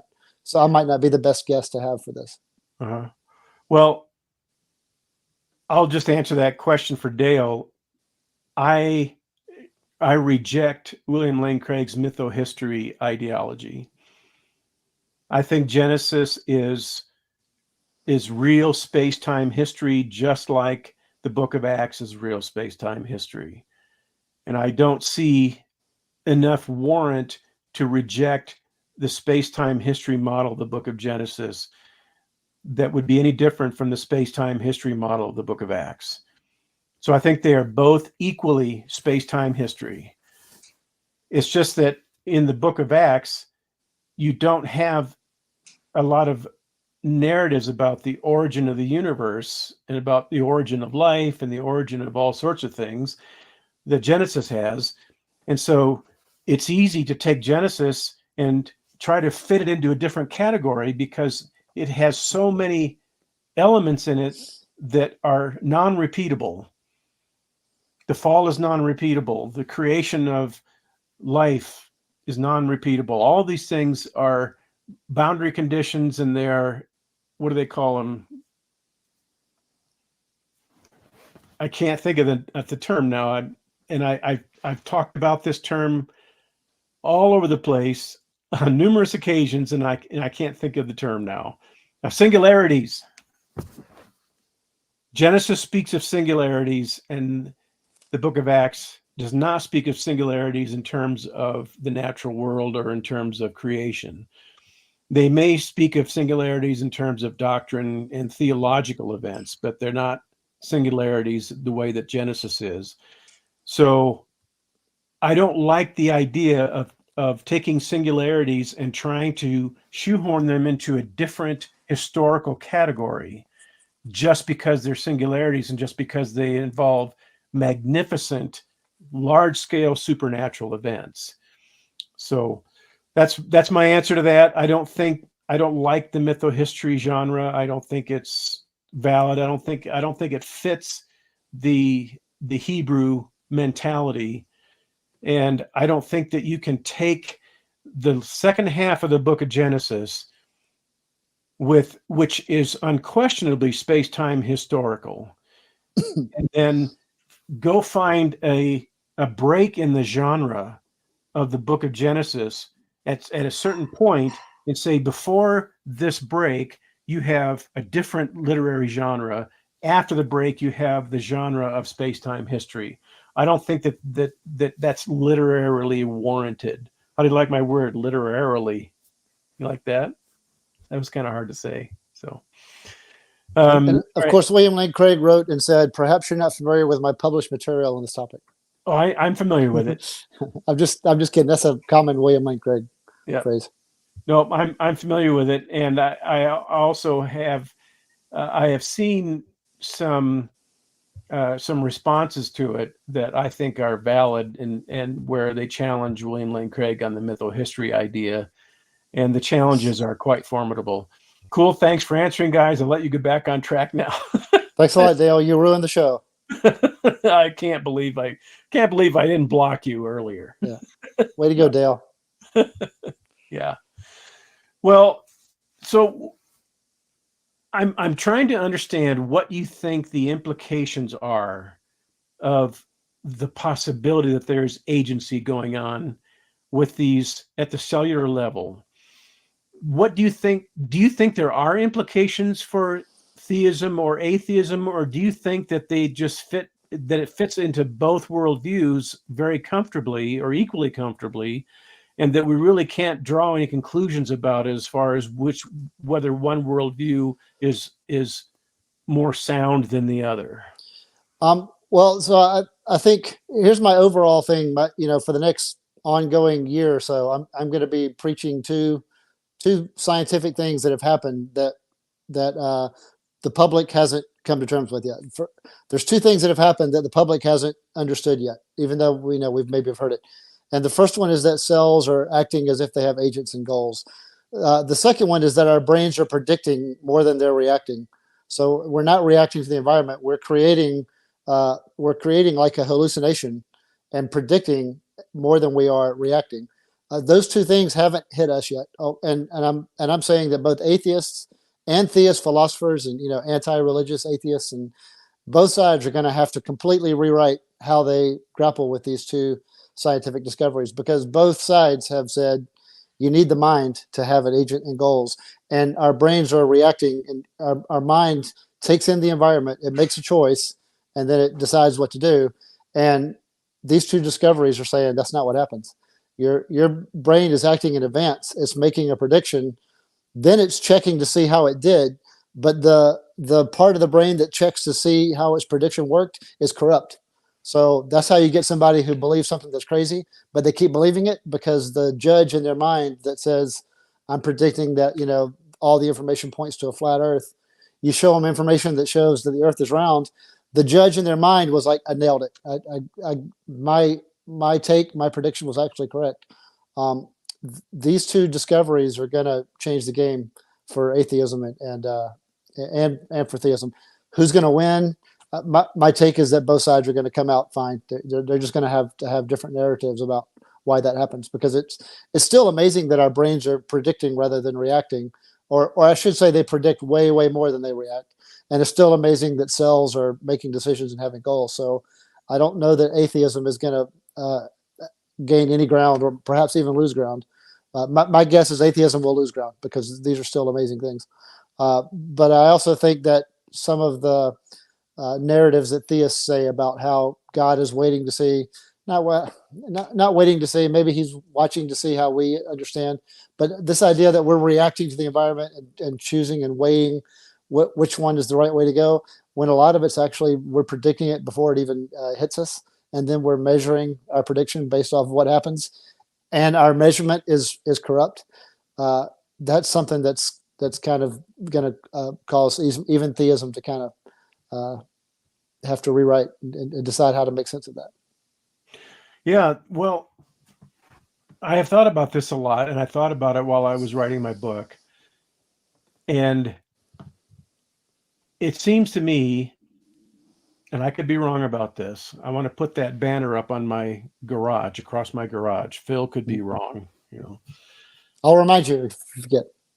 Phil, you could be wrong. Definitely remind me.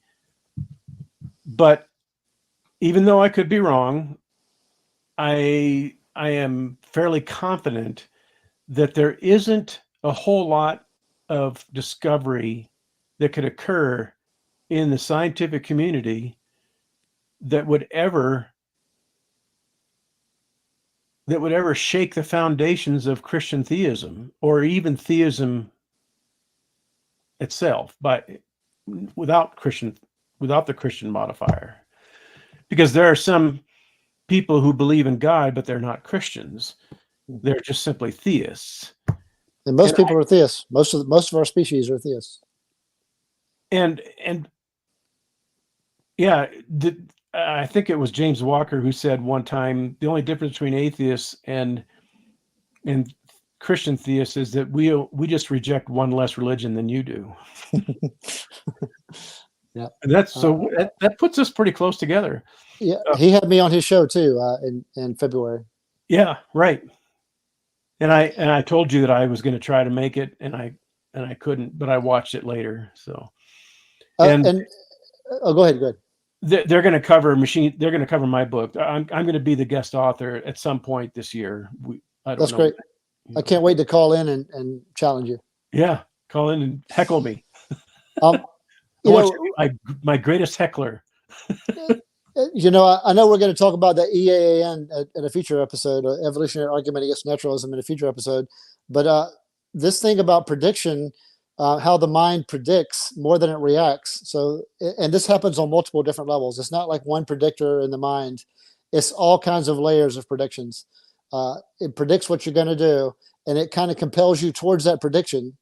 Then there's a miniature, like a much smaller version to kind of measure and see how it did.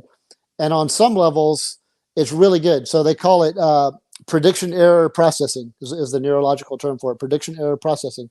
And on some levels, prediction error processing is amazing. Like in sports, or if you're in a fight, your prediction error processing is going to get really good really, really quickly. But for other levels of prediction error processing, it is very corrupt. It's going to say, yep, I nailed it, even though you didn't nail it, because there's some things that it's so tied to, or that part of your brain is so tied to, it's going to keep going on with what it predicted would happen rather than what did happen. And what I just wanted to say is that with this prediction error processing, it creates tension. So you predict something's going to happen, then something does happen, and there's tension between those. And sometimes the corrupt judge says, never mind, I was right, forget what happened. And then other times the judge is like, okay, I have this wrong, we're going to make a change. But it creates that tension. It's that tension that I say is the natural formation of ought and should. And it's that tension that can cause us to laugh. So you think something's going to happen and something else happens, that tension is what causes you to laugh. And if you think, say you grow up in these circumstances where, everybody that treats babies like they're extra, extra gold, very careful with babies. And then one day you find out that there was a society that would, do something horrible to babies. That causes a shock that you didn't even, it's like an automatic shock.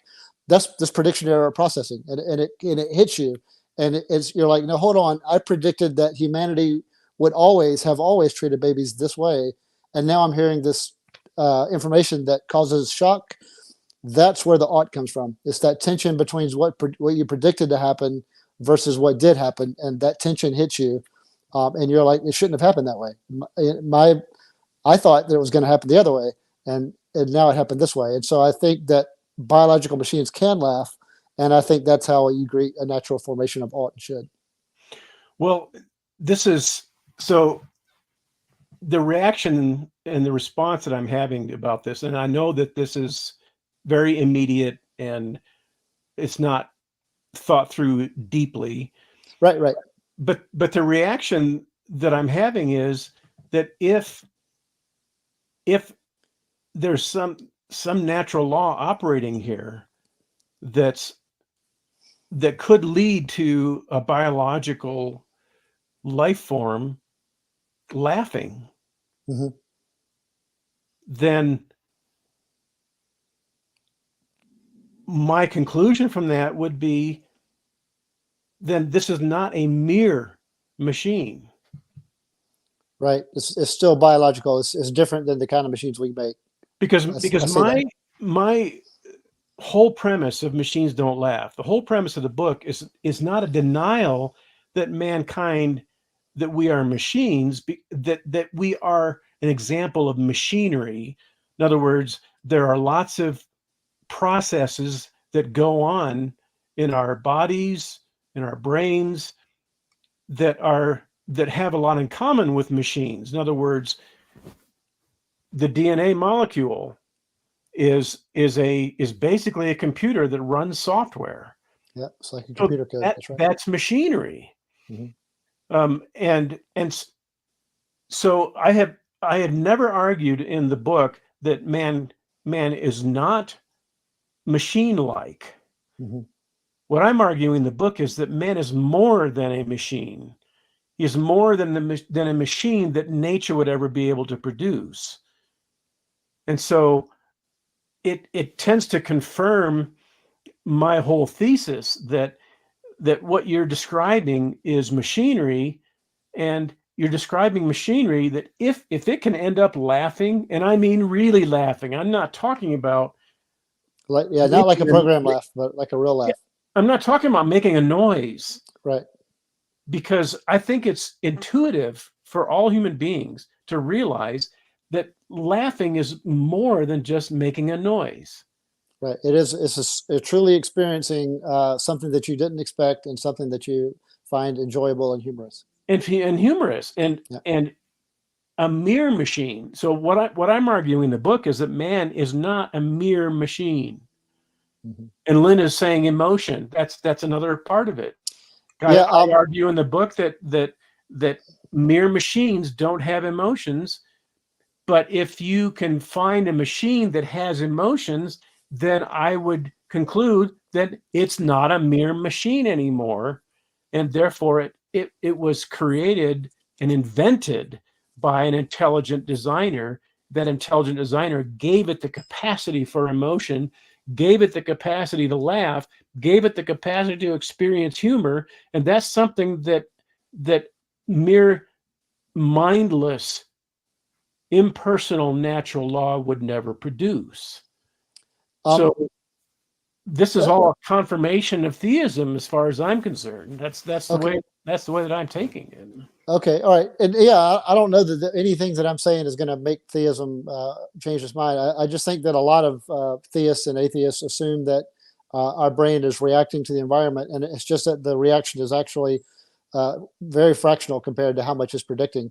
And then for anyone just calling BS and like saying, where are you getting all this stuff? There's 3 authors I want to throw out. One is this guy, I know Seth. You can look him up on YouTube. You don't have to buy any of these books. These guys are all over YouTube too. The other one is, there's 3 authors. This guy, Andy Clark, you can look him up. Royal Institution just put out a whole show of him where he talks about how the mind is predicting now. If you go to his most recent thing and go to the 15-minute mark, he'll tell you about how your brain will predict something. And when that thing didn't happen, your brain will say, it ought not to have happened that way. He actually uses the word at the 15-minute mark. It ought not to have happened that way. That's your brain is naturally saying, wait a minute, I predicted this and that's not what happened. It ought to have. And then the final one is you're talking about surprise. Right. It's a surprise, right? It's a prediction and then an unmet expectations. Yep. And the experience of surprise. Yes. Yeah. And then the final author, this is the last time I'm going to throw a book in everyone's face, but these 3 authors I really want to throw out there. Lisa Feldman Barrett, you talked about emotions. These 3 psychologists, neurologists are like the tip of the spear, and they're showing research. They're not just saying, this is how we think would make more sense. They're just saying, this is the research we've shown, and this is our findings. And I'm sure over the years it's going to be nuanced and balanced and made better. Hopefully, I understand that there's a lot of corruption and peer review and stuff, but if you at least watch their research, you'll see more about what I'm talking about.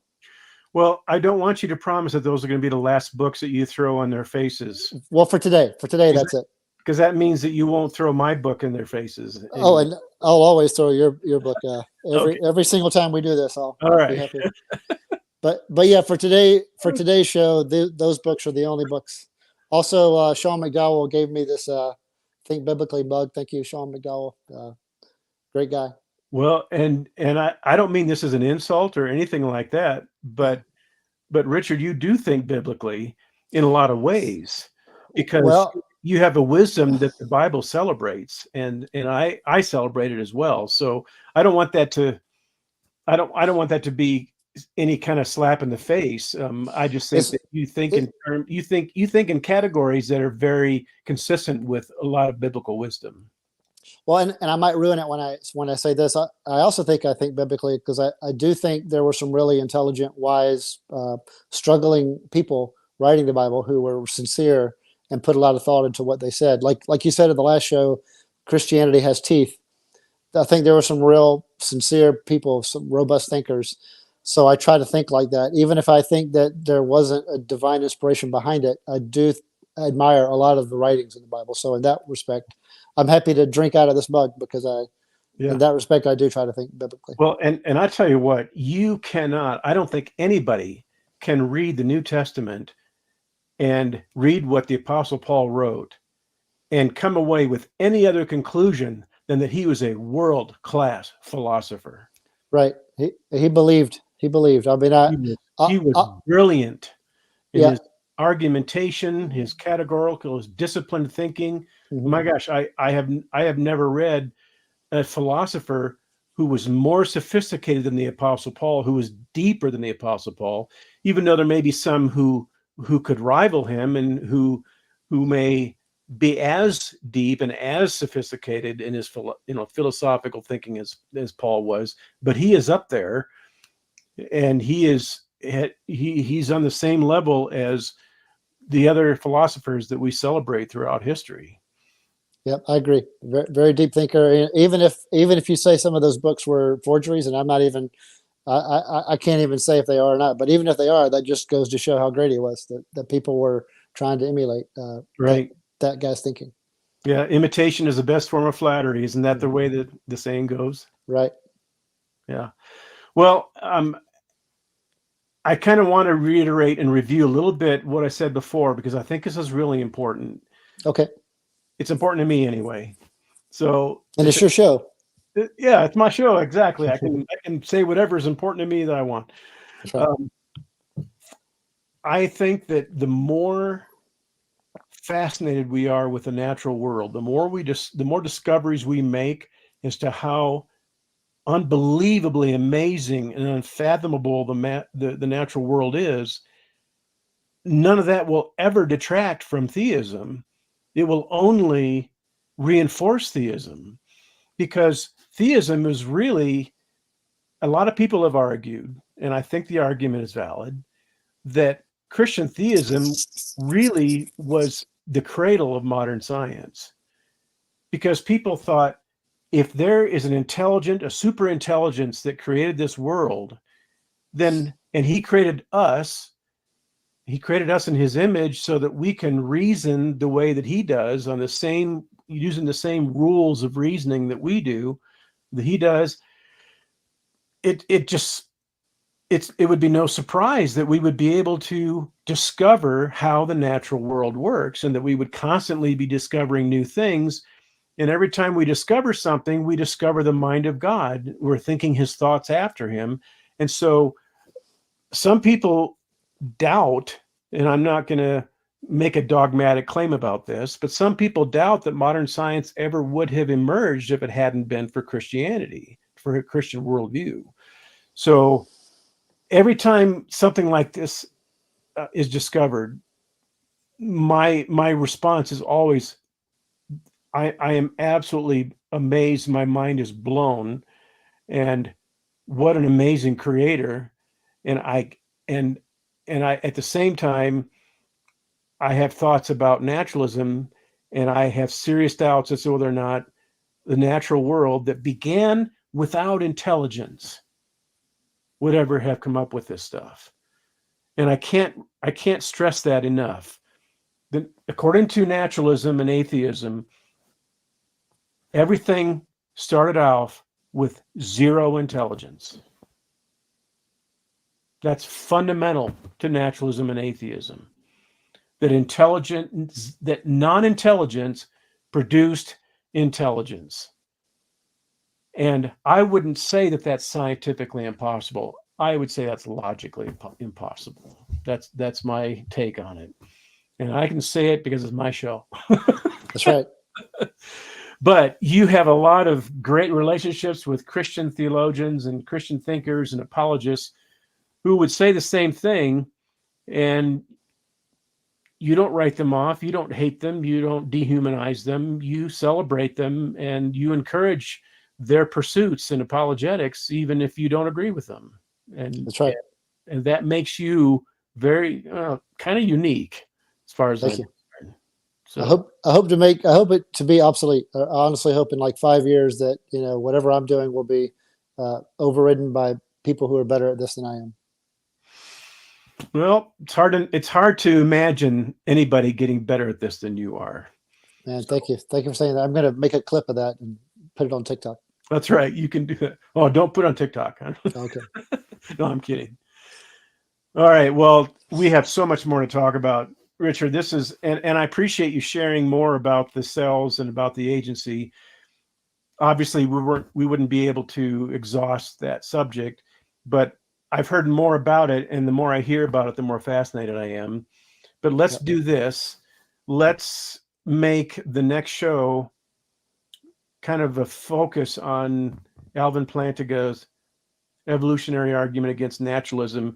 And by the way, that's one in a whole family of arguments about and we talked about it on our last episode, but we could never exhaust the subject. And we can actually share some of the things that Alvin Plantinga has to say about it. By the time we have our next episode, you and me, I will have finished that book. Okay. And I would recommend that every Christian and every atheist read it, because his central thesis is that science and naturalism are at war with each other. So that's going to be a fantastic and fascinating topic for anyone on either side of this issue to explore. What are your closing thoughts? For all the books that I've thrown in your face, I'll send a link and I'll send the author and the title to Phil, and he can put it in the description below. Okay, that sounds good. Or you can just put it in a comment. You can put in comments yourself. Okay. On the YouTube. Or I'll do both. Yep. Yeah. Okay. All right. Great. Dale says that will be a fascinating show on Plantinga's argument there. I agree. I hope that Dale can be part of it. And it'll be a great show, but I won't be able to trust that it'll be a great show. That's right. That's right. Because we can't trust our beliefs. By the way, before we go, I don't know if you saw this or not. Do you see the posts on the Mere Molinism forum? No, I don't. Okay. You probably didn't see this then. My argument in Machines Don't Laugh is that if all of our thoughts and beliefs are determined by natural law, that all of our thoughts and beliefs are untrustworthy, because natural law can't be trusted to be aimed at truth. Right. But I have an argument that is very similar to Tim Stratton's argument about determinism. And that is that if God determines all things about humanity, he determines all of our beliefs. If he determines all of our beliefs, he determines all of our false beliefs. If he determines all of our false beliefs, he is an untrustworthy source of justified beliefs. If all of our beliefs, that makes all of our beliefs untrustworthy. And if all our beliefs are untrustworthy, then knowledge is impossible, because no belief that we have can be trusted to be true or false. So what I did was I took that same argument and I plugged in natural law. So the argument, because it's the same thing. Natural law is the same as the Calvinists saying that everything is determined by God, right? Except here is natural law. I get that. Right. So natural law determines all things about humanity. If natural law determines all things about humanity, it determines all of our beliefs. If natural law determines all of our beliefs, it determines all of our false beliefs. If natural law determines all of our false beliefs, it is untrustworthy as a source of justified beliefs. Therefore, if natural law determines everything, none of our beliefs are trustworthy. If none of our beliefs are trustworthy, we can't know anything. So knowledge is impossible under naturalism. Yep. I believe I'll debunk it in the next episode, but I can't trust that I believe it. I'll debunk it in the next episode. That's right. All right, man. Thank you so much. I always appreciate this. I always enjoy it. And you're one of my favorite guests. Of course, you're only one of two guests so far, but I hope to change that. I edge out Tim Stratton a little bit, just a little bit. Just kidding, Tim.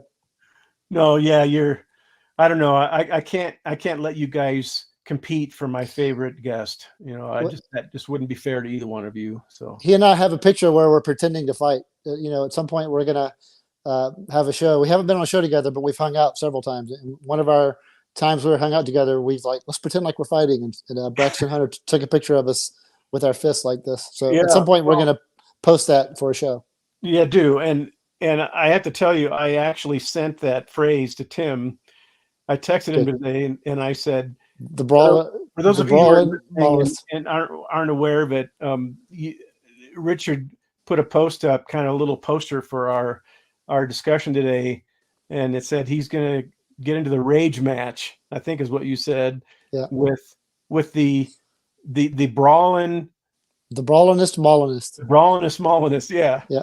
So I'm But I brawling, spelled Molinist Moul like a Mullen. right? Yeah, but so It's more like Tim than it is you. You're it more is. laid back than So Tim. I told Tim that, and I said this is what Richard called me. I said, but actually, you deserve that title more than I do. And so he got a big laugh out of that. And Good. I hope he takes it. I think it would be a great name for him. I think he should. And I think what he should do is I think he should come up with a new avatar for his Facebook profile that has him brawling with somebody, because he's the brawlingest Molinist. Well, and you know what else? He's also his avatar now is Captain American Nationalist, but Right. but even that is a picture. So it could be like a boxing title. Whenever somebody's been boxing for a while, he has like 5 or 6 stage names. So here he is, Captain American Nationalist, the brawlingest Molinist, Tim Stratton. Well, I'm going to have him on the show again, and when I do, I'm going to introduce him as the brawlingest Molinist. Excellent. But I'll give you the attribution, though. You deserve it. Thank you. That was clever. Very clever. All right. Let's sign off, Richard. I appreciate it again. Thank you again. And we will see you, everybody, next time. And I appreciate all the comments. I appreciate everybody watching. Not very many people watching, but hopefully a lot of people will be able to catch the replay. So until next time, we'll talk to you later. Peace be upon you. Yep. Thank you.